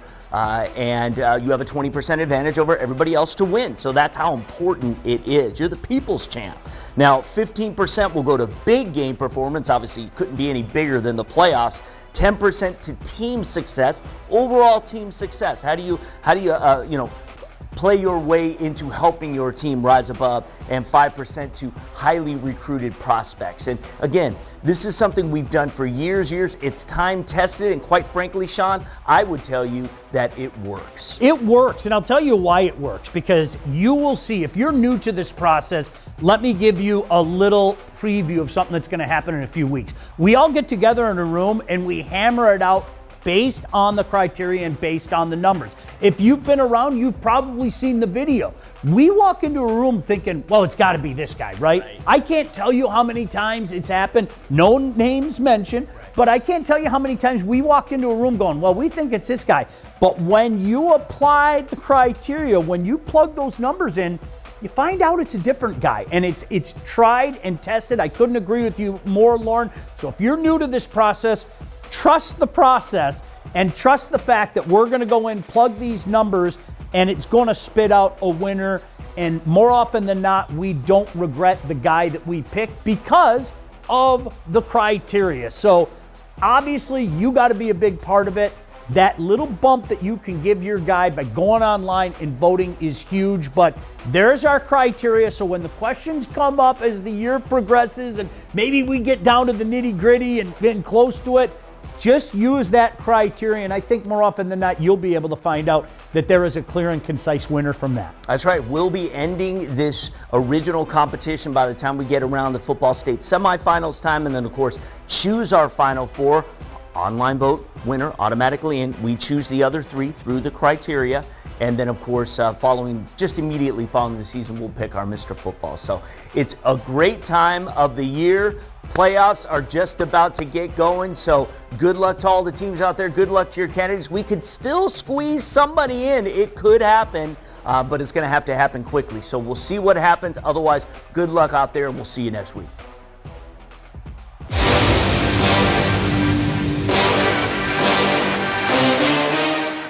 Hello, everybody, and welcome inside the State Champs studio. As always, alongside Ren McCulley, my name is Kara Lyles. This week, we're going to talk about the girl leading our online vote, Shelby Ignash from Cass City. What do you like about her, Ren? Shelby. She's a firecracker on the court, right? If you get her when she's hot, there's not anyone that can stop her, and that's really big for a middle. And she's headed to Texas Tech. Just talk about their volleyball program as a whole and how you think she's going to fit in there going down south. Yeah, Texas is just a volleyball state. Yep. Anytime you play anyone in Texas, club or college, it's going to be big. It's going to be competitive. And I think she's going to thrive there. She's got that energy, she's got that motivation, and she's got that spark you need on a team. So and she's kind of like set herself up, doing all of the experience that you need to before you take on that next step. How important is that to kind of go in, saying, you know what, I got this. I'm used to this, playing at this high level. How important is that? Being confident your freshman year is all what it's about, because that really sets your tone for your 4 years at that school. So it'll be exciting to see what she does. Well, keep voting for your favorite player on our list, because whoever is leading our online vote can never be removed from the list. You can vote at statechampsnetwork.com. It's missing a piece. Is that missing a piece? Is someone eating that spectrum? You can make me another pizza? Why do you always have places?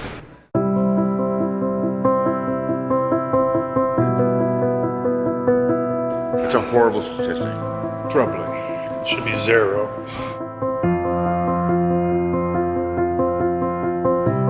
Hungry Howie's Pizza's making me cry.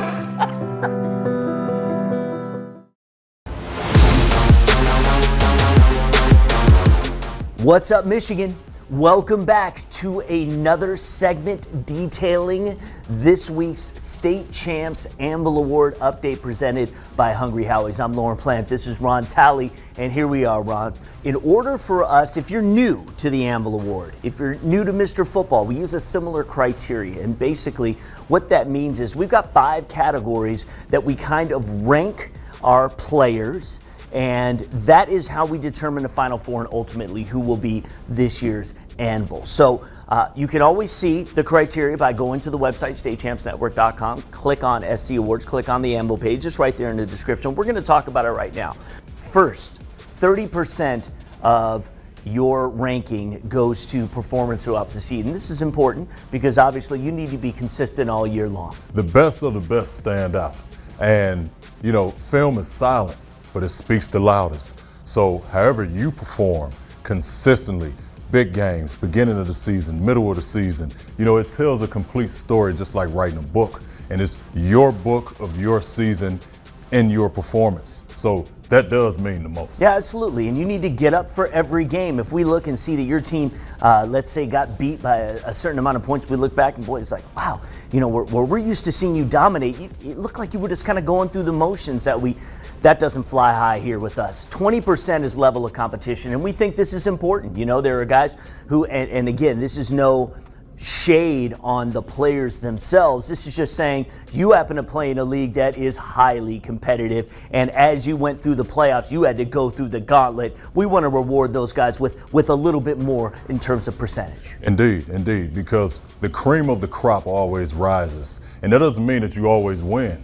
That means that you play great competition, and your losses should be lessons to increase the level of play that you have, especially going into now. When you go into the playoffs, your previous season doesn't matter, because if you lose that one, you're going home. But if you're the best, and it shows as a team, then it could only increase your level of play individually. So we do want to recognize whoever that guy is or whoever those guys are, you know, as great big pieces that show up consistently for their team. Absolutely, and what makes our awards stand out over all other, you know, Player of the Year awards or what have you, is that we award percentage points to those who get the most votes. So as you know, we run a competition all season long. We ask people to weigh in and vote for their guy, regardless if some guy is way ahead, let's say like in our Anvil competition. That doesn't detract the Justin Bell vote, as his has just been climbing steadily each and every week. That shows that the people are investing in him, and so 20% of the online vote, meaning the online vote winner, number one, if you win the online vote, you're automatically in the Final Four. But number two, you have a 20% chance to beat everybody else. And that's just how we do it. I love it. I love it because, you know, when you go to a game and you think about high school football and you see those crowds filled up and you hear the cheering, that's school pride. That's culture. You know, football is a big enabler of culture. It pushes you forward. So that is a big deal. Bringing people to vote means everything. Bringing people together at state champs means everything for these guys to win the award. So everyone can jump in and help their, you know, favorite defensive or offensive lineman. And I guarantee you, as we choose the final three candidates outside of our award winner, our voting award winner, we will look and see, hey, what kind of support did they get from the people? And that does weigh in. So the next two categories, I'm just going to tie together real quick just for the purpose of time here. 15% goes to big game performance. 10% goes to team success. Obviously, big games, playoff games, league championship games. How did you do in those games? That matters, and that should matter. And 10% goes, hey, if your team rises to the challenge and plays more games than our other guys, your team success, we don't put a huge percentage amount, just 10%, but it matters. Winning matters, period. And those individual players must show up in the big games. Otherwise, how can you say you are the best? How can you think you are the best? And how can the people believe and approve of you being the best? And then how can you gain our votes as well when we're sitting there? Because the competition in Michigan is very serious in 2024. Absolutely. And finally then, 5% goes to the highly recruited athlete. And the reason we put a percentage on that is these are people who are answering to more than just their high school football coach. There are college football fans for those who are considering getting this guy's talent. So they are putting pressure, whether it be on social media, whatever. College coaches who are looking at these players. Anyway, there's just, like yourself, there's just a little more pressure, we think. And not only that, these guys put the weight of the team on their back because they say, I'm expected to be a huge standout player from where that's going to lead to more success. Indeed. You're getting double teams. Right. You're getting triple team. The ball is going the opposite way. You know, they're trying to blitz more guys in your gap. They're trying to stay away from you. So if you're able to still show up, get near the ball, if you're still able to show up and get your block and be that pulling guard, knowing that, you know, they're coming underneath and they're bringing another one outside, then hey, you know, your impact is felt. But did you perform at the end of the day? Are you a plus player? A lot of time still left to get in your vote, and of course, good luck to all of our candidates. We wish you nothing but the highest success level that you can reach with your team this year, and we'll see how things shake out. We'll see you next week.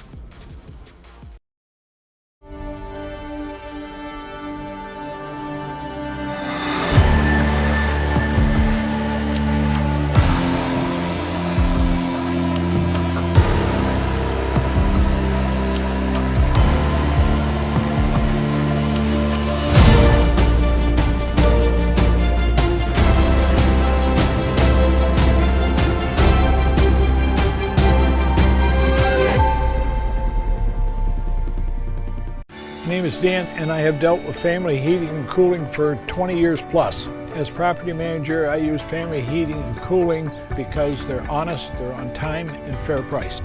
I would definitely recommend family heating and cooling for their services. Family is not just our name, it's the way we do business. My father chose the name Family Heating because he wanted our company to treat everyone like family. Contact us today for your heating, cooling, and electrical needs, and you'll see the difference family makes. With eyes raised above what is, there is a view of what could be. Beyond all known horizons are visions of an unformed future, brimming with curiosity that can change everything. When looking for the technology and tools that will turn your curiosity into magic, look no further. Lawrence Technological University. Be curious. Make magic. I know from experience, a football team is like a family. You trust each other, you support each other, you rely on each other. That's how it is in life, especially when you've been hurt in an accident. You don't call just anyone. You turn to family for help when you're injured. You turn to the Bernsteins. You can trust them like family, and they'll treat you like family. They're Michigan's first family of law for a reason. Get the Bernstein advantage. After all, we're all family around here.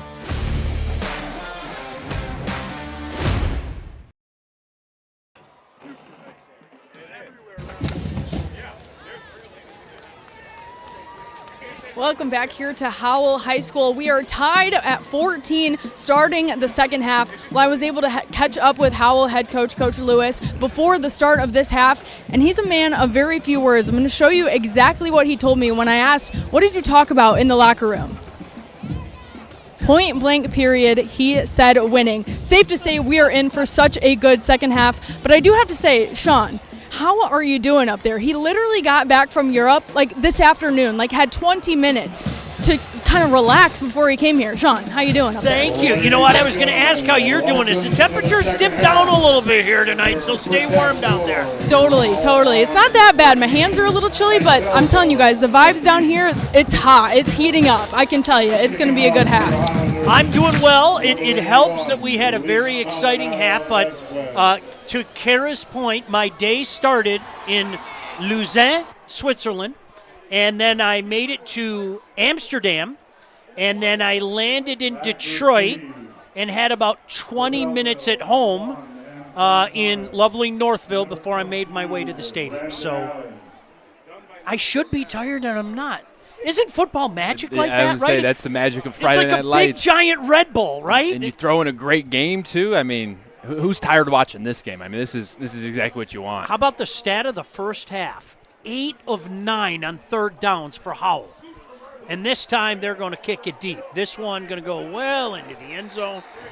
And Bryce Underwood in this Tiger offense will take over after the touchback. Can I say that one more time? Say it, please. 8 of 9 on third downs. The winning recipe right there. 8 of 9 on third downs. If you're Howell, that's exactly where you're going to be. Another thing I like, too, is 28 plays for Howell that half, 158 yards. Belleville only ran 19 plays for 127 yards. So if you're Howell, you want to keep Bryce Underwood off the field. You did just that the first half. Here you're presented with an opportunity here to get a stop to start this second half. Let's see if the Highlanders can do it.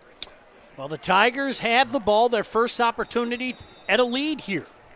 It was 7-0, then 7-7, then 14-7, and 14-14. That's where we stand as we start this third quarter. 2 receivers split each side. Underwood back to pass, swings it out. Pass is caught and immediately knocked out of bounds. But a 5-yard gain for the Tigers. Yep, Trey Graham right there running a little out route versus off coverage. Good job by Bryce Underwood. You can see just the assertiveness right there. Hey, I like my look. Short side of the field, go and rifle that thing out. The accuracy was there, allowed the receiver to turn upfield. And I think another thing to keep in mind, too, Bryce Underwood, 1 completion in that first half for only 17 yards. They come out this second half. First play is a throw. Let's see if they switch it up a little bit here. Raymond Smith, the lone setback. He gets a handout. Big hole. First down and more. Outside the 35, finally brought down by 2-3 Highlanders, but not before he finds his way down to the 38-yard line. And they're getting back to that run game there. They go back to the counter, meaning they're going to have 2 linemen pulling from the backside. That time it was Deshaun Murray and number 55, Trezell Jenkins. Jenkins did a great job of getting to the second level, getting hands on Gavigan Wall-Raven, allowing the running back there to free up and pick up a first down. Underwood looking over that defense, first to the right, now to the left. Claps his hands, awaits the snap, gets it, hands it off again. Try in the middle of the line, nothing there this time. The guys in green said enough of that and limit that to a pickup of about 2 feet. And they do a great job there. Belleville comes right back with the counter. They got the 2 guards pulling. But really good job by number 20 there, Jesse Kalasco. He does a great job of fighting over top, scraping over, beating that puller to the front side of the run. And he was able to beat the puller, get hands on the ball carrier, and bring him down for a very short gain. 2nd and 9 for Belleville. The KLAA Championship. All tied up at 14. Underwood points, waits a snap, low snap, whistles blow. I think they're going to move him back 5 yards. The officials agree with me.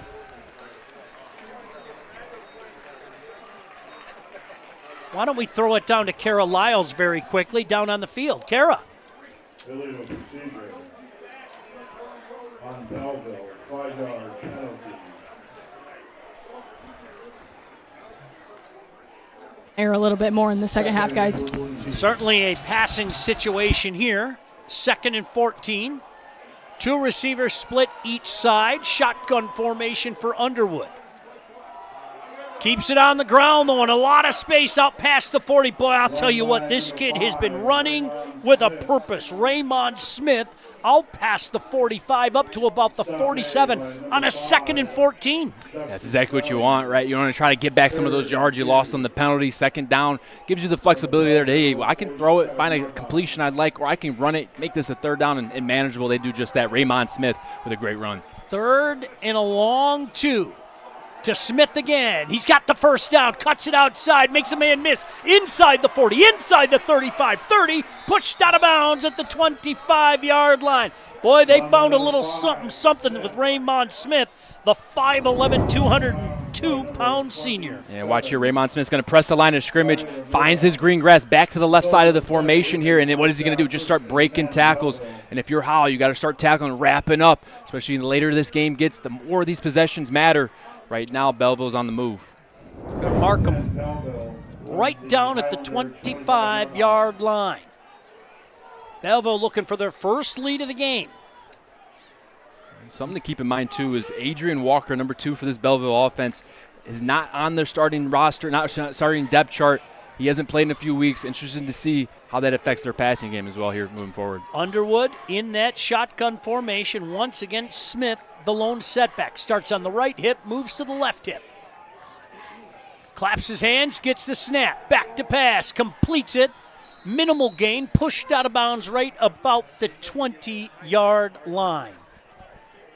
Good job there. Drew Lynn on the tackle. He actually is tied for coming in this second half for total tackles for this team. Him and Bobby Kanka with 3 so far right there. They go a little RPO action, counter, run scheme, and Bryce has the ability then to pull it. If he likes his leverage to the flat route, there he does a good job of getting that ball out, picking up a few yards, and making this second down here in about 6. Trey Graham, 5'9", 160-pound senior, picks up 5. Trip receivers far side, 1 near side. Gonna hand it off. Makes a cut at the 20. Great cut at that. Inside the 15, inside the 5, pushed out of bounds. Guess who? This kid, every time he's touched the ball, has made something happen. Raymond Smith Jr. He's running strong. He's a hard runner, physical runner, about 4.6 speed. And I got another note on here. I mean, last week, first Fortson, 109 yards on 10 carries. He's getting back to that rhythm. They're finding success here when he presses the line of scrimmage. This Howell defense isn't tackling when he bounces that left side. They're finding some leverage. They're finding some lanes, and Raymond Smith is making them pay here on this drive. Going to say he stepped out at the 10, but still a first and goal situation for the Tigers, looking for their first lead. Underwood rolls out. He's going to keep it, makes a cut at the 5, inside the 2, inside the 1, inside the end zone. Touchdown, 10 yards out, the dynamic Bryce Underwood. And when you make Bryce Underwood the 11th player in the run play, him being the runner, you get extra blockers, you get guards pulling. It makes it really hard on the defense. He does a great job there following his blockers. Raymond Smith with a good block, along with the backside guard there. Lamar Fairfax, the Ohio commit, leading the way. So the Tigers take their first lead. And Lane comes out for the point after.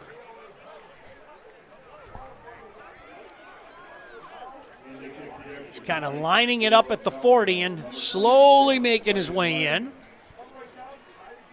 Taking their time are the Tigers. The lefty's going to line it up. Stands at the 10. Marks it off 4 paces. 2 paces to the right, awaits the snap. The snap is down, the kick is up, and the kick is good. So 9:23 to go in this third quarter. Now it's the Highlanders' turn to answer after Bryce Underwood gets in from 10 yards out. Yeah, and you just see right here Bryce Underwood doing the work. They're getting blocks at the point of attack. And seeing Bryce running over his own teammate, trying to get to that end zone. Look at him fighting through those arm tackles. And the 6'3" quarterback able to use his length to get over that goal line. Hey, Alta Equipment Company knows when it comes to getting your job completed on budget and on schedule, uptime matters. Alta Equipment partners with the biggest names in construction. Make sure to give them a call at 844-GO-TO-ALTA. That's 844-GO-TO-ALTA. Appreciate everything they do for the State Champs Network. Now, the pressure on the Highlanders. Yep, it's switched around now, and now if you're the Highlanders, though, you can't switch up to what you've been doing. Everything's been working in your favor. Don't change what you've done to get you to this point. You still got time. It's still early here in the third quarter. Go ahead and play your game and let the cards fall where they fall. Lane set to kick this off. This kick is going to be returnable, taken at the 3-yard line. Far side of the field to the near side of the field. Out to the 15, to the 20, flags fly. As the return man was knocked out of bounds, I want to make sure I get that right. That was Fulton on the return. While we have a second, this penalty flag brought to you by Yellow Flag Productions. Does your brand need unique content to stand out above the competition? Well, check us out at yellowflagproductions.com. So Howell going to start in a hole here as they take over Grant, at their own 9-yard line. Trailing for the first time today. Yep, push back into their own area. Down 7 now. But like we said, just stick with what you do. Get your 4 or 5 yards of carry. Just keep playing bully football up front with those O-linemen and those tough, big tight ends leading the way. Looking over that defense. doing what they do, keeping it on the ground. Good surge up front, out past the 10. Boy, still rumbling and bumbling out past the 15-yard line, all the way up to the 18-yard line. You got to give Nate Rogowski some credit. They're able to get a good cut block going right at the thigh boards of that D lineman there, which really just set up the run, allowed those lead blockers then to get through the hole. And when you got number 22, Bryce Kish, the 6'3", 200-pound back running, he's going to fall forward 9 times out of 10. He does right there, making this a second down and very short. Well, wide open playbook. Let's see if they try some trickeration. They've been apt to do that a few times here tonight. This time they're going to keep it on the ground. Should be a first down up to about the 21-yard line. As a matter of fact, I see the far judge. Absolutely. Didn't get a lot, but didn't need a lot. About a pickup of 1.5 yards by Kish. Yeah, good job there by Kish doing what he does best, running through those arm tackles. And you measure a play on how, what's the outcome. You only need a yard. You get a yard to get those chains moved. And talking with Coach Brian Lewis this week, he just wants to churn out those first downs any way, any possible way he can. And right there, led by number 22, Bryce Kish. See that crowd? Everybody's kind of bundling up now, aren't they? My goodness. Preston Barb under center. Belleville jumps off again. Another free 5. Barb says thank you very much and immediately runs over to the near sideline to see what Coach Lewis might want to do on this 1st and 5. And if you're the Highlanders, you'll take that all day. Any free yardage, especially with the type of time it takes for your offense to get down the field, they'll take that free 5 all day. Clock running. Inside 7:50 to go here in the third quarter. Belleville on top by a score of 21-14 in the KLAA Championship. Going to keep it on the ground. Jones tries to foul some blockers. He's got some space. First down and more. Out past the 35 and driven out of bounds up above the 38-yard line. And Justin Jones here, he does a great job of pressing the line of scrimmage, but also when he knows he can capture that edge, boy, he turns on those jets and takes it. I mean, he gets right through the tackle right there, and then he's met with Javon Martin, the cornerback right there, and you got Justin Jones there running the football hard. Good things happen for your offense. He came in this first half. First half he had about 39 yards. Look for him to keep piling on those stats, him and Bryce Kish. Preston Barb under center. There's that power tee behind him. They've had a lot of success with it. Handoff to Jones. This time, Belleville says, all right, we've had it. Hold it down to about 2 yards there, setting up a 2nd and 8. Run by number 22, Kish. Boy, they just keep pounding and pounding and pounding. Whether it be Jones, whether it be Kish, they just keep coming. Keep coming, and they're just hoping that one of these breaks free. One of these guys can get a real explosive run. When you got Justin Jones and Kish there running the football hard, good things happen. If you get guys blocked man on, good things happen. They're just going to keep going to what they do best, and that's running the football hard. 2nd and 8 now for the Highlanders. Quarterback Preston Barb under center. Going to hand it off to Jones. Jones trying to get the edge, makes a cut. Past the 45, first down and more. Into Belleville territory. He's got space. 30, 25. Brought down from behind at the 18-yard line. And right on cue. They needed that explosive play. Flipped the field. Was able to get Justin Jones into scoring position right here. You're going to watch. He's going to try to press that line of scrimmage. He gets blockers at the point of attack. He cuts inside the cornerback. Does a great job of reading the block. Steps in, steps out. Gets to the sideline. And look at the blocking downfield by Kish. That's what frees him up to get back inside. And then it's a speed race. And right there, he gets tackled. But not before these Highlanders are set up here in the red zone. You have been a seer tonight. Can you tell me what the lottery numbers are going to be? My goodness, you've called your shot multiple times here tonight, partner. Hey, it's just one of those days. Playoff football's on the horizon. You got it. Hey, Lawrence Technological University, the Lawrence Tech football team on the road tomorrow as they take on Taylor University of Indiana. Kickoff is at 1 o'clock. LTU offers varsity sports for men and women while studying for a world-class undergraduate degree. Scholarships are available at LTURecruitYourself.com. Good luck to Coach Merchant and the Blue Devil football team down there in southern Indiana, Taylor University. if I'm not mistaken, just north of Ball State. Just north of Ball State. I had the privilege of doing MAC football for a few years, and that was always an interesting trip through the heart of the state of Indiana. You know what you see in the heart of the state of Indiana? Corn. And then if you go a few more miles, you're never going to believe what you see. What do you see? More corn. Oh. And then all of a sudden there's Indianapolis, right? After rows and rows and rows and rows of corn. Look at the smiles. Boy, are they having fun down there? KLAA Championship. 21-14 game. Young man back on his feet. Home team giving him some love and support. I didn't see the number due to the bodies in front, but nice to see him walking off the field with the assistance of the staff. I never like to play doctor either. I can tell you this, though. Howell in business. What an answer. Their first time trailing all night. And here they are with a 1st and 10 at the Belleville 17. Boy, look at the far side of the field, Grant. The hill. All the fans that have kind of stacked up on the hill. Big night in Howell. Handoff now. Not much space out there over the right side. Maybe a gain of 2. Setting up a 2nd and 8. Right there, they try to run a little off tackle there to the Bobby Canta side, number 14, that tight end. Might as well call him an adjustable right tackle. I mean, he's 6'5", 300 pounds, and he's the Michigan commit headed there next year. And he's got a decision to make. Is he going to be offensive line? Is he going to be D-line? And talking with Coach Lewis, said he's got the ability to do whatever he wants. He's so skilled at both his feet, his hands, his first step, his get off. Wouldn't be surprised they try to run back to his side here. Barb under center. Handed off to Jones. Jones tries the middle.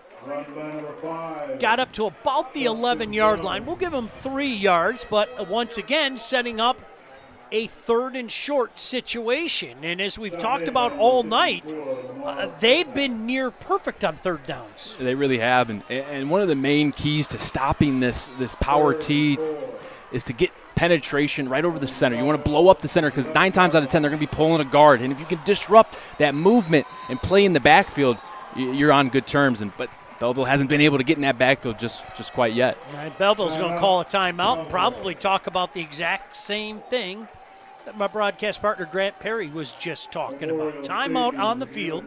4:48 to go here in this 3rd quarter. Tigers on top by a score of 21-14, but Howell threatening with a 3rd and 4 from the 11. Hey, since joining the KLAA in 2018, Belleville has won every conference game except for one time. That was in 2021 when they went on the road to take on Livonia Churchill. It was a close one, but Churchill held on to beat Belleville by a score of 28-21.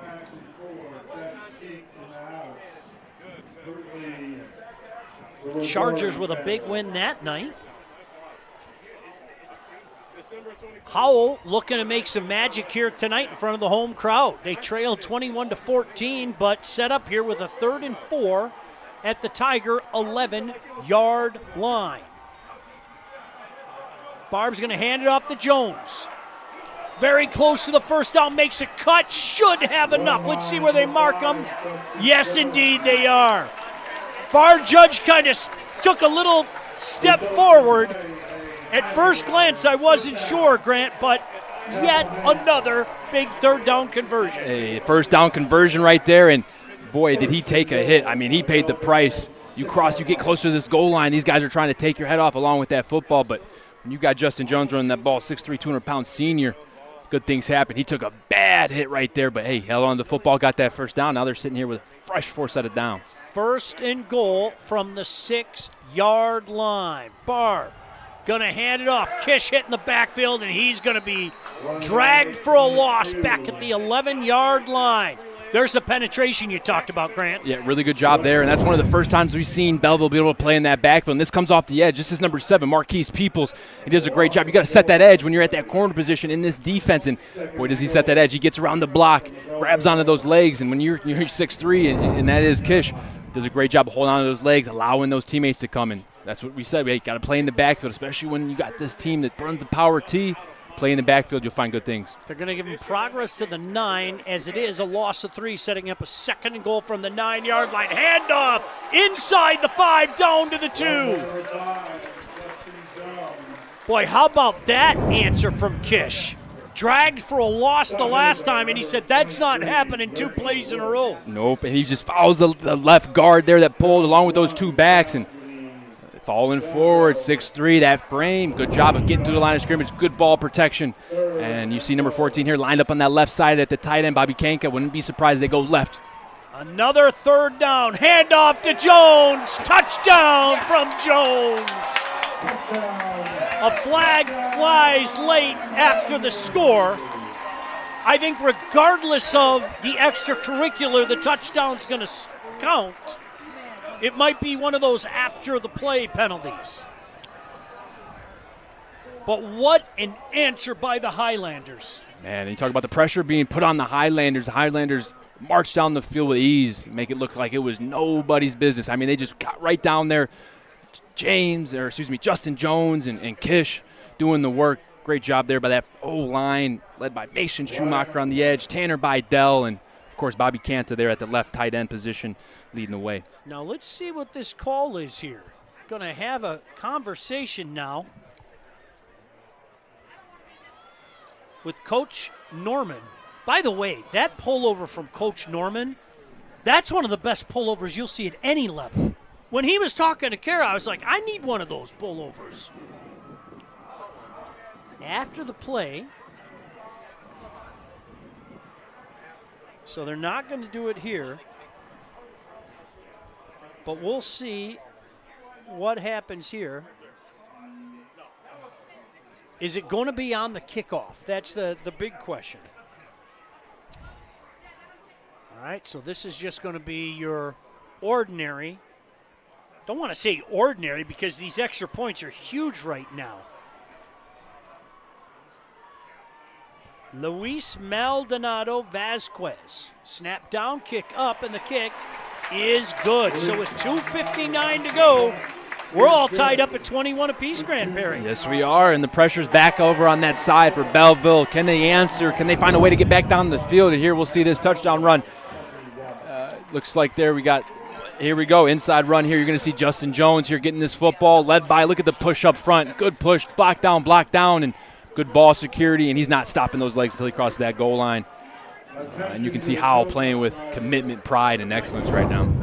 Hey, Family Heating, Cooling, and Electrical. Family, not just the name of our company, but the way we do business. I'll vouch for that. Great job for my family, and I'm sure that they do a great job for your family as well. All tied up. What a dandy here tonight. 21 apiece between the Highlanders and the Tigers. The only drive that didn't result in a touchdown is when Howell got the ball with, 15 seconds left in the second quarter and decided to take a knee. Yep. Two teams that have just gone up and down the field on each other. Yep. We came into this game knowing that Belleville was going to be able to score, put up points, and main emphasis for Howell is can they score, can they move the ball downfield, and boy, have they answered. Well, are they going to try a little trickeration again here? They've tried the onside squib a couple times. Not this time. Short kick, takes a bounce. Whoa, takes a wicked Howell bounce.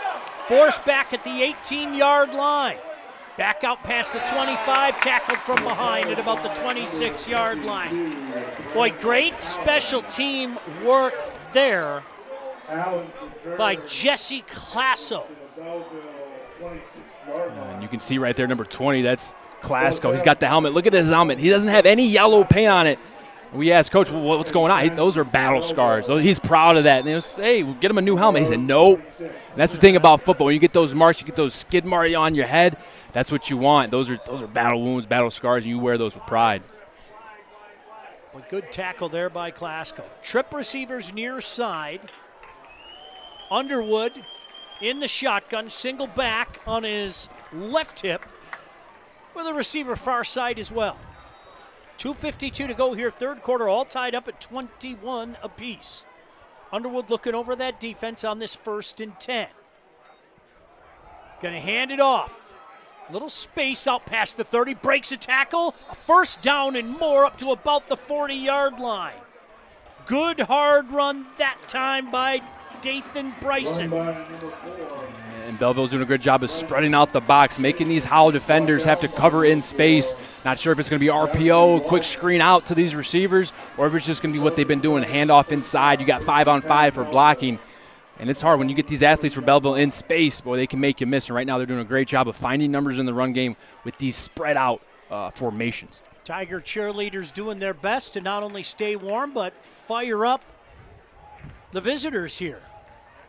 Fresh set of downs. Going to keep it on the ground. Bryson again. A little space up past the 40 up to about the 43-yard line. Give him 3, setting up a 2nd and 7. There goes the helmet man right there, Jesse Klasko. And I got a couple things highlighted for him. And look at these fans having a good time. Isn't that great? Love to see them travel, make the trek from Belleville. 2nd and 7 now for the Tigers, all tied up at 21 apiece on their own 43-yard line. You can see Underwood studying that defense. Going to split a man out now. Going to keep it on the ground. A little space up there. Once again, just a good job taking what was there. And it's Bryson out past the midfield stripe. Good enough for a first down into Highlander territory. And Jesse Klasko's doing a fantastic job. He sees those counter pullers coming. He triggers fast. He meets the pullers at the line of scrimmage. He's got to get some help from those other linebackers, Justin Jones and Gavigan Walraven. They got to step up. As soon as he sets the edge, they got to be there for the cutback, and they haven't been there yet. Underwood, quick snap, going to hand it off again. Bryson again. Boy, 3 hard runs in a row for this young man. Earlier, it was Raymond Smith that kind of took over a drive. This time, it's Bryson taking over this drive. Yeah, he's adding a little bit of that electric spark. He's touching that ball, and he's getting to that second, third level. These linebackers are spread out, having to respect these dual split receivers. And they aren't getting back into the box fast enough to make the tackles. By the time they get back in there, he's already getting 5-6 yards of pop. On 2nd and 2, the bigger back checks in. That's Thomas at 6'1", 212. Jet this time, some space. First down and more, up past the 30, down to about the 27-yard line. Good job kind of disguising that one, Grant Perry. Yeah, good job. They go condensed formation. They bring in a receiver for the jet sweep. They got 2 blockers out in the front with the receivers. They get the running back out front, Andre Thomas. And look at the kick out right here, and he just cuts inside of it. And looks like that play was too good to be true. All for naught. Yeah, Charles Britton III with an explosive run inside the 25, but it's all for naught. I didn't see the flag down in the field, but it's going to be a hold. And that's a big penalty all the way back. I think I marked that at the midfield stripe. Yep, midfield stripe. And if you're the Highlanders here, this is your opportunity to buckle up, try to get a stop, and get your defense off the field. So I'm trying to figure out, I think they're having a conversation of where to spot the ball and where were the sticks to begin with, Grant. Yeah, they got the sticks a little funky here. Right now they're showing about a 2nd down and 4, but we'll get these chains fixed out, and we'll get the penalty assessed. Boy, what a big weekend it is. Week 9 here in the great state of Michigan. Pretty big football game, as we mentioned, down in southern Indiana tomorrow. Pretty big football game in Ann Arbor tomorrow. And then, of course, the Lions at home. It always feels good to see the first-place Lions, doesn't it? It does. The first-place Lions. And teams that end up playing the Lions don't do well the next week. You see that trend? Yeah. Of course, the Vikings fall again last night. Grant, true story. I watched that at 2:15 in the morning. The old time change. Yep, I watched it at 2:15 in the morning. I really like the outcome. Did I mention that?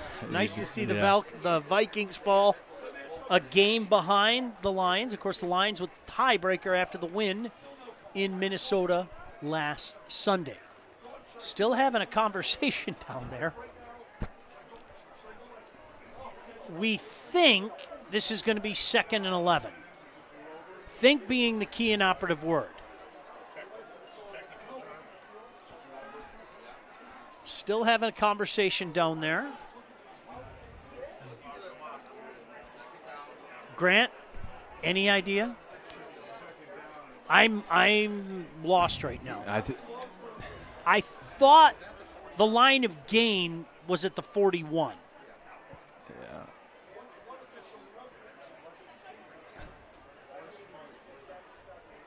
All right. Just get the call right. That's all that matters to me. Take your sweet time. I don't care. Just get the call right. And the officials feel they got it right.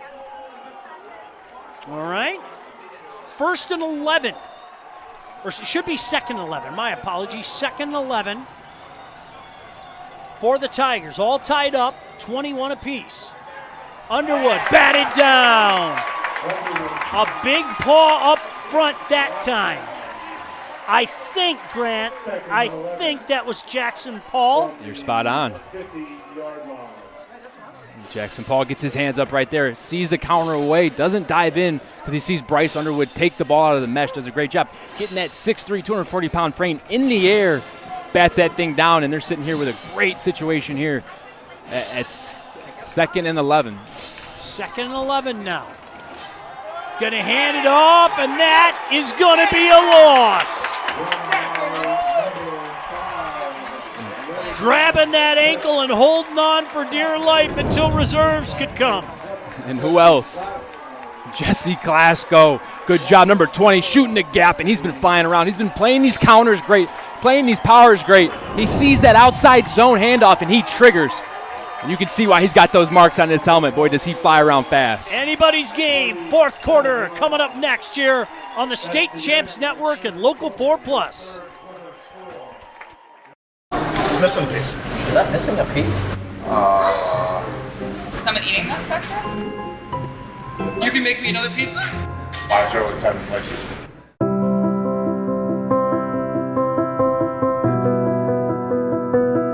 It's a horrible statistic.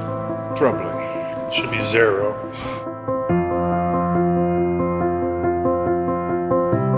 Hungry Howie's Pizza's making me cry. At Alto Equipment, we know when it comes to getting your job completed on budget and on schedule, uptime matters. Alto Equipment has partnered with the biggest names in construction, including Volvo, Leeboy, Sonnebogen, Avant, ASV, and more to provide the state of Michigan with industry-leading service and support. Alto Equipment services all makes and models, and their technicians are available 24 hours a day, 7 days a week. Do you have a big project? Alta Rents has you covered with the most diverse rental fleet in Michigan. Give them a call at 844-GO-TO-ALTA today.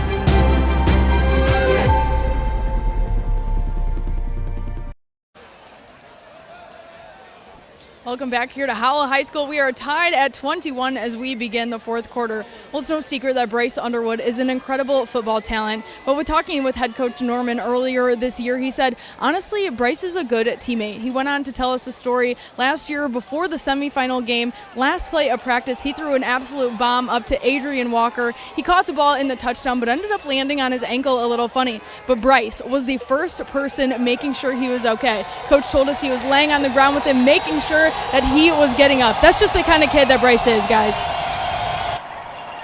Yeah, he's been tremendous and a leader, and he's got a huge 3rd and long here. Trip receivers, far side, one near side. Underwood, shotgun formation. Howell brings 5. Underwood rolls out, wants it all. He's got a man out there. Touchdown! Oh, they're going to say knee down at the 1. At the 1. How about that, Grant Perry, in a 3rd and 14? Boy, and they bring pressure. They bring 5, trying to get Bryce off his spot, but Bryce feels the pressure, steps to his right, and just throws an absolute beauty to Antoine Thomas. Antoine Thomas beats Drew Lynn inside. And, boy, you can't throw a better football right there. And talk about responding at the most critical time, 3rd down and 15, and he does that right there, putting them on the 1-yard line. Wow. My goodness. How effortlessly did he throw that ball?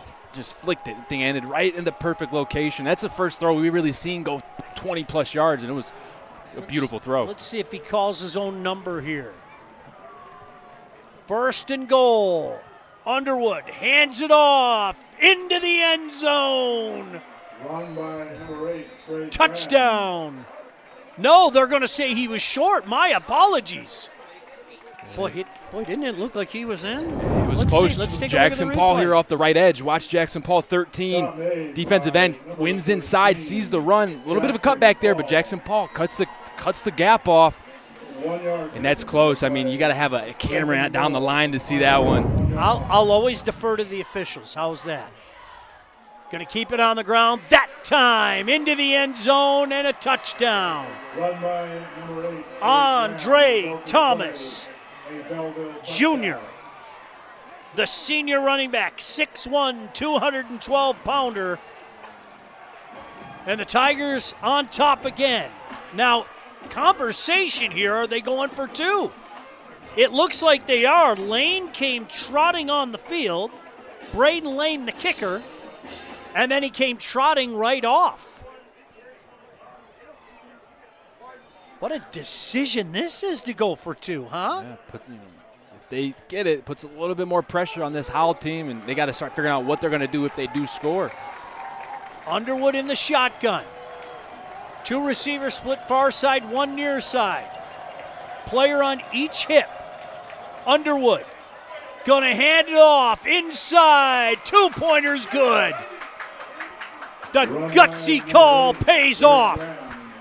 2-point conversion is good. And Belleville takes a 29-21 lead with 10:47 to go. You see here, they're just going to put double back on each side of Bryce. And Bryce has the option here to give this or keep it. Ends up giving it, reading that defensive end. And Andre Thomas walks in essentially untouched. Great push up front by that O-line. And just adds a little wrinkle to here. How is Howell going to have to respond, right? Adds a little bit more pressure on these play callers' plates. That is not a replay of the touchdown. That was the touchdown and then the 2-point conversion. Awfully similar. So there was nothing wrong with your television or your computer or your phone. Wherever you choose to watch us, we appreciate you watching us. He's Grant Perry. Kara Lyle's down on the field, the best crew in the business behind us, and my name is Sean Belegian. We have been treated to a dandy here tonight. Number 1 Belleville Tigers taking on the number 7 Howell Highlanders. And this one, far from over. We haven't seen a punt yet tonight. Both these teams have moved up and down the field. Belleville with the latest one. What do the Highlanders do? This one is going to be returnable from the 2. Far side of the field now. Makes a cut at the 15. Hit right there and brought down. Hey, we also want to thank our good friends at Hungry Howie's for all the work they have done fighting breast cancer through their Love, Hope, and Pizza campaign. All October long, with every pizza sold, Hungry Howie's makes a contribution to the National Breast Cancer Foundation. Boy, how do you lose? You get great pizza, you're helping a great cause, right? Win-win right there. Thank you, Hungry Howie's. So Howell takes over at their own 15-yard line, trailing by 8. Stepping out this time. Going to keep it on the ground. Handoff up over the 15. Good surge past the 20 up to about the 22-yard line by Jones. Yeah, if you're Howell here, you got time, but you don't have time to waste. You got to run your best plays, act as if this is your last possession. And if you go down and score, get a 2-point conversion, and it is the last possession, that wouldn't be the worst thing in the world either. But you can see what Belleville here is doing. You know, they go to a 4 down front. They've been getting hurt on the perimeter, so they're going to push their help to the edge, trying to stop Justin Jones here from getting to the edge and making those explosive plays hurt him. Preston Barb's gone the whole way for Howell. He looks over the defense on this 2nd and 3. Handoff up the middle. Maybe a yard. Let's see where they mark him. Maybe up to the 25. Short of the 25. So that actually looks like that may have lost a little bit, Grant Perry. Just a little bit. Just a little bit. But we'll call it 3rd and 3 just the same. And they're checking in 14. Bobby Kanka, the Michigan commit. He's going to line up on that inline tight end position. And they're going to ask him to push this ball, push this line of scrimmage into Belleville territory. They want to try to get a push here. 3rd down and 2 in your own area. This is a must-get right here for the Howell Highlanders. 6'5", 295. Big 3rd down. Hand it off. Some space up the middle. Goodbye. Jones, 40. Boy, how about that speed, though? 30, 25, brought down at the 22. Jones looked like he had about a 10-yard lead. And my goodness gracious, the speed to make up that space. And watch this here. Justin Jones, number 5. Great block. And that's just trusting everything. Understanding that, hey, I'm going to hit this A-gap. And if everything works out just fine, I'm going to spring free. And right here he does, but runs into Elijah Dotson, the Pitt commit. Runs the 4.4 speed, and you can see it. He caught up with him, but not before these Highlanders put it into the Belleville red zone territory. Well, and that's a big play. We haven't seen a lot of big plays from Howell. When I say big play, I mean big chunk yardage. Handoff to Jones up the middle. Hits the 15, push back there. But again, this young man with 6 yards on that 1st down carry. And they're doing everything just right here on 1st and 2nd down. I mean, they've had, I think, 1 3rd down and 15, and they actually ended up converting it. But they've been living in that 1st and 2nd down. If we win those downs, it makes 3rd down easier. And here, all they need is 4 yards. They got 2 downs to do it. They're in a good position. 2nd and 4. Whistles blow. I think we're going to get a timeout. Yeah, Belleville takes a timeout with 8:11 to go. Belleville has a 29-21 lead. 8:11 to go, but the Highlanders threaten with the 2nd and 4 from the Tiger 14-yard line. Hey, the Construction Association of Michigan provides a vast array of resources, services, information, and training to our diverse membership in Michigan's construction industry. Go to buildwithcam.com for more info. But what a fun night here, a great crew helping us out here at this beautiful facility in Howell. And we've got a dandy, don't we? My goodness gracious. Justin Jones now, 194 yards? 194 yards. Is that any good? That's pretty darn good if you ask me. Going against this good Belleville defense, splitting the seams, getting through the A-gaps, and making things happen. This would be a great scenario here for Howell. If you get a score quick, allow your defense to have some time to get a stop. Big 2nd and 4 here for the Highlanders. Going to hand it off up the middle, inside the 10. Should be enough for a 1st down. Yeah, it is. 1st down. They're going to mark them right at the 10. 1st and goal from the 10-yard line. They're just staying to what they do best. Disciplined football. Everyone man-on assignments, blocking-wise. Get to your guy. Work your double teams and allow these running backs to find a gap and make you right. And they're doing a great job of this. 1st and goal from the 10. Barb under center. Going to hand it off to Jones. This time he's grabbed around the hip, brought down at about the 8-yard line. Interesting scenario here, Grant. You brought it up. They're taking some time off the clock, but they need a touchdown and a 2-point conversion. And then you have to ask your defense to stop this offense. It hasn't been stopped tonight. Both of these offenses haven't. Let's be honest. Yeah. Barb looking over that defense. He's got the T behind him. Going to hand it off to Jones. Hit at the 5. Falls forward, though, that big frame. Past the 5, down to about the 4-yard line. definitely 4-down territory here, setting up a 3rd and goal from the 4. Absolutely there, and looks like we got a pink hanky on the ground. Number 20, Mary Martin. Let's see what this is Flag here. on the play. I think both teams don't have any idea who it's going against.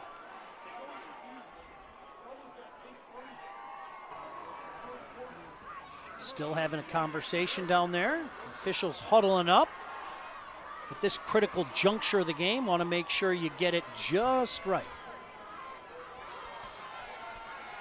Belleville 29, Howell 21. They're picking up the flag.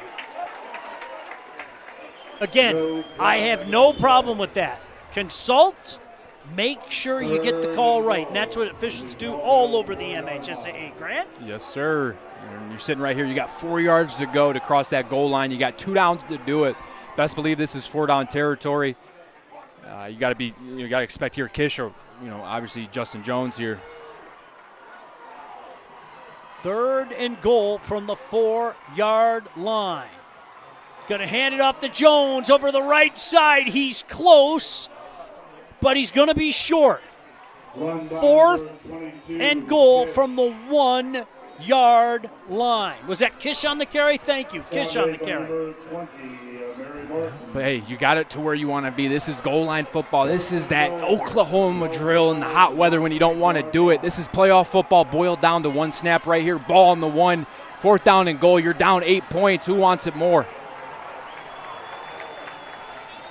They're going I formation here. Look at this, I formation with all 3 backs. The give to Jones. He's hitting the backfield. He falls forward. I think he's short.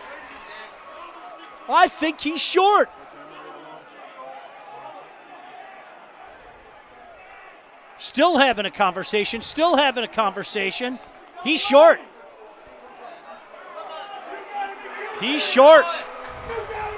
Belleville finally gets a stop. Let's check it out here. We've been talking all day about the ability to fall forward with the height on these running backs. 6'3" from Kish, 6'3" from Justin Jones. And right here, O-line gets pushed back. Desmond Yarborough, though, meets him at the line of scrimmage, wraps him up.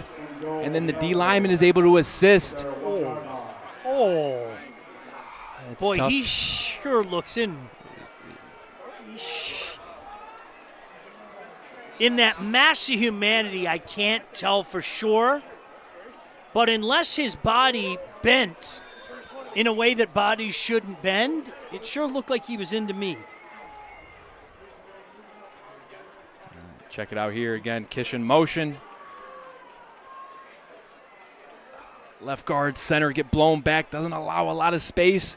Then Desmond Yarborough able to fill in. Boy, oh boy. Ooh. Look at, oh my goodness. It's tough to tell. Now again, it's where the ball crosses the plane. Flag on the play.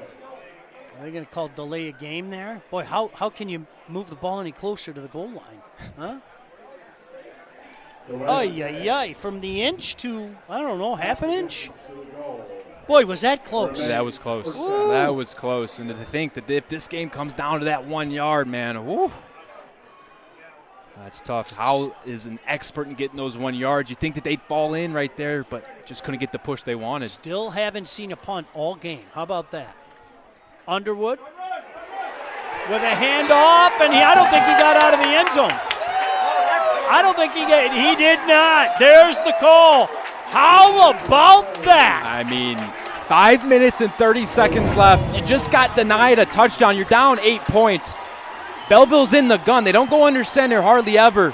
And all you got to do is trust that your guys are going to make a play. And who else is it? Justin Jones, first to the tackle. Look at the helmet on ball.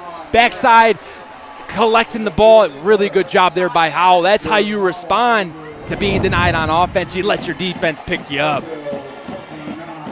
Wow. You want to talk about momentum taking a sprint from one side of the field to the other. My goodness gracious. Hey, the Salvation Army has teamed up with the State Champs Sports Network.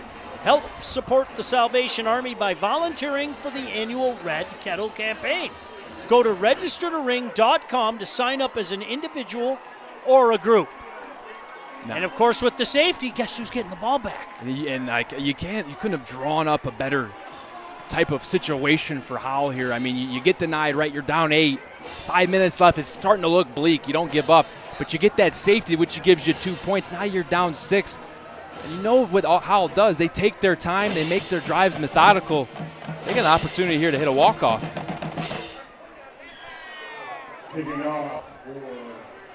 Isn't the beauty of football what we just saw? I mean, from one play where you just felt infinite sorrow to the absolute brand new life that the Highlanders now have, Grant. It just sent a bolt of electricity through the stadium. I mean, not one person was sitting down on that safety. Sideline was jumping up. Cheerleaders were going. Boy, are we going to have a good finish here in this last 5:30. Braden Lane with the free kick here. Sends her deep. This is going to be returned from the 24-yard line. Heading to the far side of the field. Makes a cut at the 35. Breaks tackle at the 40. Out past the 45, and the Highlanders are going to start with great field position on their own 46-yard line. 5:22 on the clock, and all 3 timeouts, Grant Perry. All 3 timeouts. Belleville's only got 1 timeout as well. Keep that in mind. And if you're Howell here, you're not changing who you are. You're maybe saying, hey, guys, make sure you hold on to that ball extra tight, but you're going to stay the same. You're going to play hard physical football, and you're going to try your best here to put this ball in the end zone with the least amount of time left for Mr. Underwood to get it back. Once again, Barb under center. He's got the tee behind him. Going to hand it off to Jones. He's hit hard at the midfield stripe, brought down there after a gain of 3, setting up a 2nd and 7. And they'll take that. Desmond Yarborough there setting the edge, but if you get that edge pushed out, it allows the cutback lane, and Justin Jones has been making his money today on the cutback. Does a great job of pressing to the outside, sees that he can't capture the edge and cuts it inside. Yeah, he didn't pick up 7-8 yards. 3 positive yards here. Get the clock running, get your offense a little momentum, and you're still moving the ball here. Preston Barr brings the play in. Clock running, 4:45 to go. Tigers on top by a score of 29-23. 2nd and 7 at the 50-yard line. Going to hand it off inside. No space up there this time. No, sir. Haven't tried it up the middle in a while. It seems like all the handoffs have been predominantly going to 2 men. Both Kish and Jones, that time they tried the middle and nothing doing. Setting up a 3rd and long for the Highlanders. In one of your longer 3rd down situations here today, got to imagine that they want to try to pick up 3-4 yards, make this a 4th down in which they feel comfortable in their set of plays that they can go to. Inside 4 minutes to go. Huge 3rd down here. 3rd and 7. Back to pass. Barb looking. He's going to take off and run. He only picks up a couple, though. Saw there was nothing out there far side of the field, so he took what he could get. And it looks like he picks up about 2 yards there, but it's exactly what you just said, Grant. 4th and 7 becomes, I think, 4th and 5. Yeah, and that's 5 yards here with this kind of offense. That's a lot of yards to ask here, but you got to imagine Coach Brian Lewis here sending in Barb, sending in the play. Got to have something in his mind. Hey, I need 5. I wouldn't be surprised they get him on the edge again. Barb, that is, allow him to either run it or throw it again. They got Kanka in here at the left tight end. Justin Jones has had a lot of success on the perimeter. Let's see what they go to. Can the Tigers get another big 4th down stop? Barb looking, rolling, firing, completes it for a 1st down at the 42-yard line. We talked about Kanka coming in on that left side, but he hasn't ran a route today. What do? You mix up the look here on 4th down. You get your 6'5", 300-pound tight end, left tackle, if you will, in the formation. Get him across the formation. He catches that ball. You put that thing in his radius, he's just going to eat it up. Bobby Kanka moving the chains for these Highlanders. Oh, what a dandy here tonight. His first catch of the season. 3 minutes to go. Fresh set of downs. They're going to hand it off. Good surge by this green line. Still running, still working hard. Picking up 9 yards there. Jones. And if I'm Howell, I'm getting on the ball. I'm getting my plays in. I got a little momentum. Belleville defense is on their toes. They just gave up that 4th down conversion.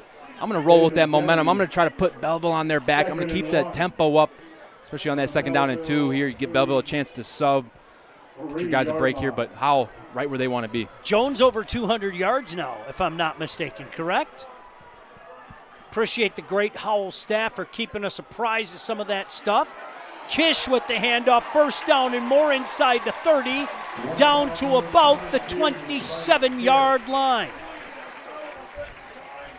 Boy, it's been a Jones and a Kish show here today, and just got word that Jones is at about 217, having himself a day. Kish following right behind him, and Kish has been picking up those hard yards, and Jones has been that explosive back that's gotten you down and across the field.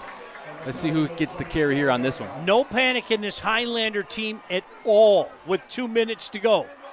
Jones gets the handoff. Another big hole inside the 20, down at about the 19-yard line. Wow. Folks, I hope that you're sitting wherever you are watching this, enjoying this as much as we are. This has been a fun night here in Howell. Boy, has it. I mean, it's coming down to it. You can just tell Howell's got a little bit of momentum. They're picking up 5, 6, 7, 8 yards a pop after that 4th down conversion. Momentum's definitely in their hands. Let's see if they can get across that goal line here. 2nd and 2 from the 18. They give it to Jones again. He's got the 1st down inside the 15. And they're going to mark him down at the 14-yard line. Clock stops for the moment to reset the chains and now fires up again with a $1:20 to go. And you're going to see Howell step it up here a little bit as the clock's winding down. They got to get their plays in. Barb going to hand it off to Kish. Kish makes a cut, takes a big hit at the 11 and goes right down there. Now let's see if they elect to take a timeout. They aren't going to. Barb quickly to the near sideline, gets in the play, heads back out there. 3 yards. 2nd and 7 from the 12-yard line. The handoff to Jones. The pile moves with Jones. He's going to be marked down at about the 8, and I think they're going to use a timeout. No, they aren't. They're My getting back to goodness. the ball. Is this 3rd down? Should be 3rd down, 3rd, and we'll call it 3. I think we just got the timeout. Yep, that's a big one. With 29 seconds to go, Howell's going to use – oh, Belleville used it. Yeah. Wow. Yep. That's Belleville's last timeout, I might add. It looked like they pointed towards Belleville. Let's see what they say on the scoreboard. We'll wait and see. By the way, our next Game Time Live football broadcast will be next Friday. Where are we going to be? We have no idea. But you know what? We'll have to wait to see what happens after Selection Sunday. We can tell you that it will be in the Metro Detroit area, and the game will be on MHSAA TV with replay on the State Champs YouTube channel the next day. According to the board there, friend, it looks like that was Belleville's timeout. Yeah, that's what I thought. It was indeed. Yeah, coaches were jumping up. They weren't happy with the look. 3rd down here. You got about 4 yards to get. Obviously 2 down territory here, 4th down territory. 29 seconds remaining. Everybody standing. Handoff. Not a lot of space out there. He needed to get inside the 5. He didn't get there. As a matter of fact, it looks like that's about the line of scrimmage. Deja vu all over again, huh? Yeah. 4th and short inside the 10. The 3rd, 4th down we've had here in the last about 8 minutes. First one was on that 1-yard line. Howell couldn't get it across. The second one, Bobby Cantha caught it, converted the sticks. His first catch of the year, the Michigan commit. And now they're sitting here with about a 4th down and 3. I want to thank our friends, by the way, at Local 4 Plus for being with us all year. Great partnership. We appreciate everything you guys have done. Thank you, thank you, thank you. And we're going to keep doing it all playoff long. Even heading up north. I know, Grant, unfortunately, you can't make it that weekend, but going up for the 8-man final up in the Marquette area. 8-player final. Uncle Sean will eat at 8 different beef jerky places.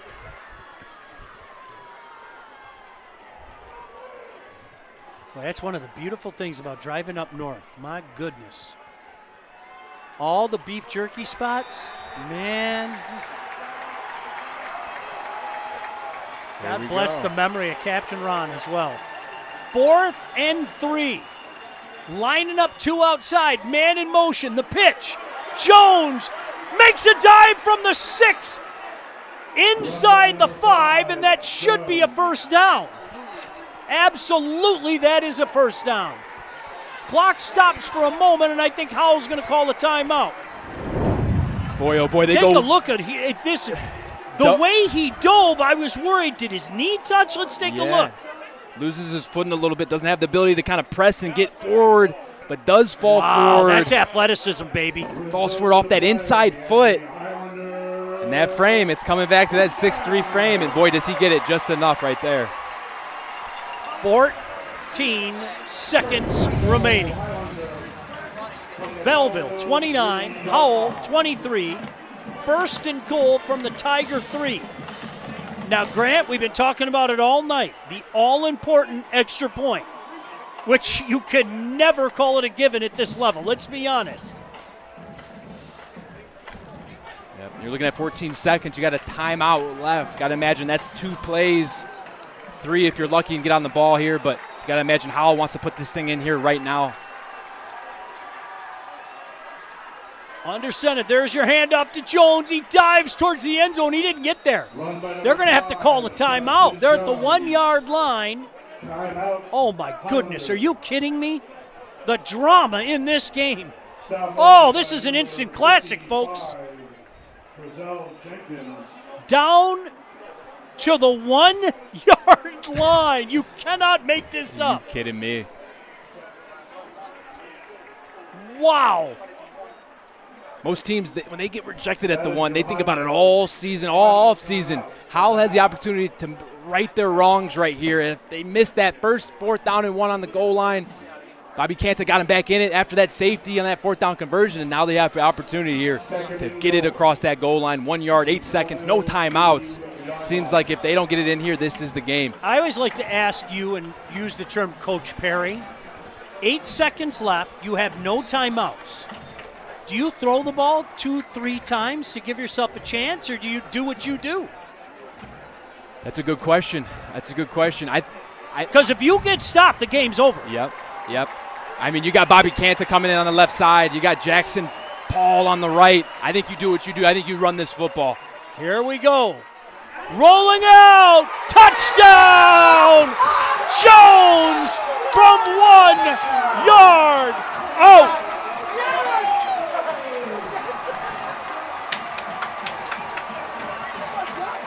Barb to Jones, and we are all tied up. The biggest play of the game forthcoming. This crowd is delirious.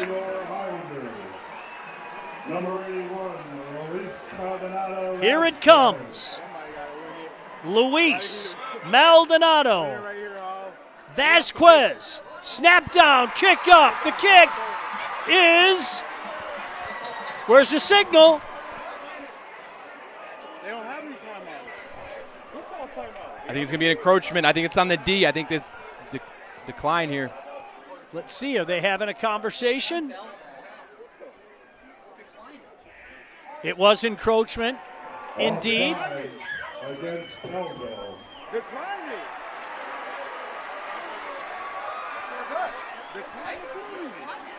I never saw a signal that it was good. Yeah, you can see Howell saying, wait a second, can we decline it? Did you ever see this? I never saw the signal. I didn't see the signal. I thought it looked good to me, though. Well, they're going to ask Luis Maldonado Vasquez to try it again. Snap down, kick up. The kick is good. Howell, 30. Belleville, 29. And right here, you think it's going to be a power run to Kish or Justin Jones, but Justin Jones leaks out into the flat. They don't have a man for him. And boy, oh boy, you can hear the crowd going. That was to tie the game, and Maldonado Vasquez kicked it in for the win.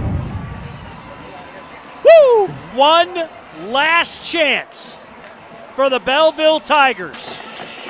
And Kara Lyles, you be safe down there, because I have a feeling there's going to be quite the party down on the field if they stop Belleville from a miraculous last play here.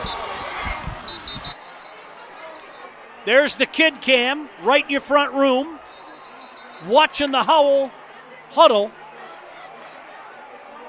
Grant, do you just kick this ball straight up in the air? Do you squib it? What do you do here? I think you squib it. That last one that they had, that they fumbled with there, last kickoff ago, it worked out well. I think you squib it. I think you rally the football, and I think you kick it away from the least dangerous man. Try to let them just run this clock out, but you got to rally to the football here. What an incredible football game here tonight. Oh, my goodness. The last thing you do here is find a way to give Bryce Underwood one more snap. That's what you don't do. You find a way to keep this ball in bounds. You've been doing it all game. Really good squib kicks, really good deep pooch kicks. Maldonado, you kick the game winner. Go kick one more beautiful kick. Get your Howell Highlanders a win here. Marking it off. Howell 30, Belleville 29. Maldonado Vasquez. This is going to be the last play of the game. 25, 35. Game over. The Howell Highlanders are the 2024 KLAA champions.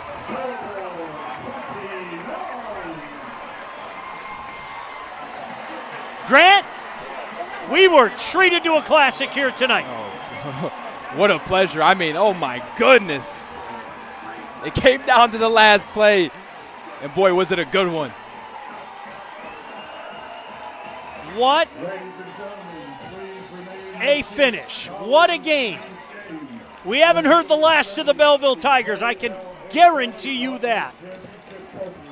But tonight, on their home turf, the Howell Highlanders win by a score of 30-29. Oh, was this fun. And I'll tell you what, Grant, I'm looking at this crowd in front of me. It looks like nobody's left. Everybody's here kind of taking the moment in. Surprised they didn't rush the field after that one. I was about ready to run down there and go shake some hands. Boy, was that a good one, Sean. That's why I was keeping my eye out for Kara down there. I was like, look out, Kara. They might be running all over you, but no, not yet. But Howell's going to get some hardware. KLAA champions in 2024.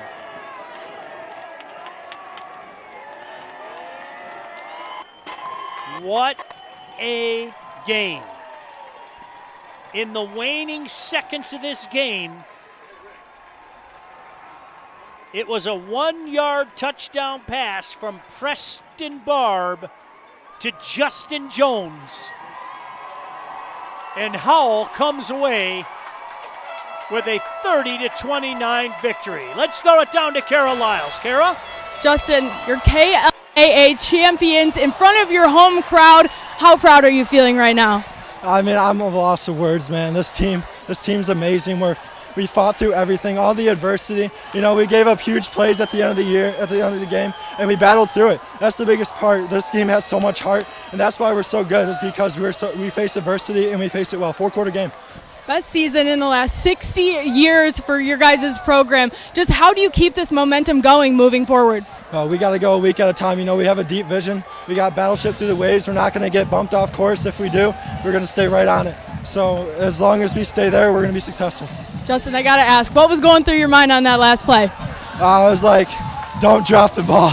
I mean, there's nobody around me. Don't drop the ball. And Preston, man, he's a dog. He's going to do anything for this team, and he threw a perfect ball. Congratulations. We'll let you go celebrate. Thank you. All right, Justin Jones, you guys.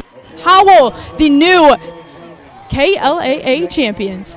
Unbelievable. If we had an MHSAA Instant Classic channel, I think this one might be on replay tomorrow, Grant Perry. Oh, yeah. And I think I'd get up early in the morning and watch it again. We're going to take a final timeout before we bid you adieu.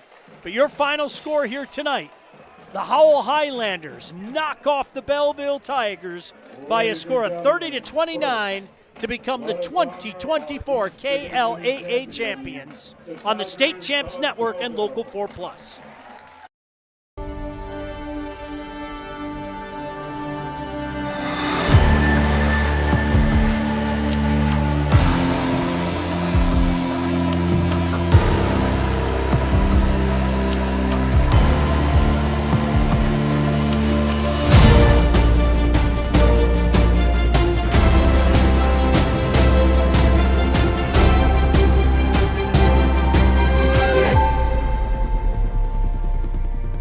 Numbers are important.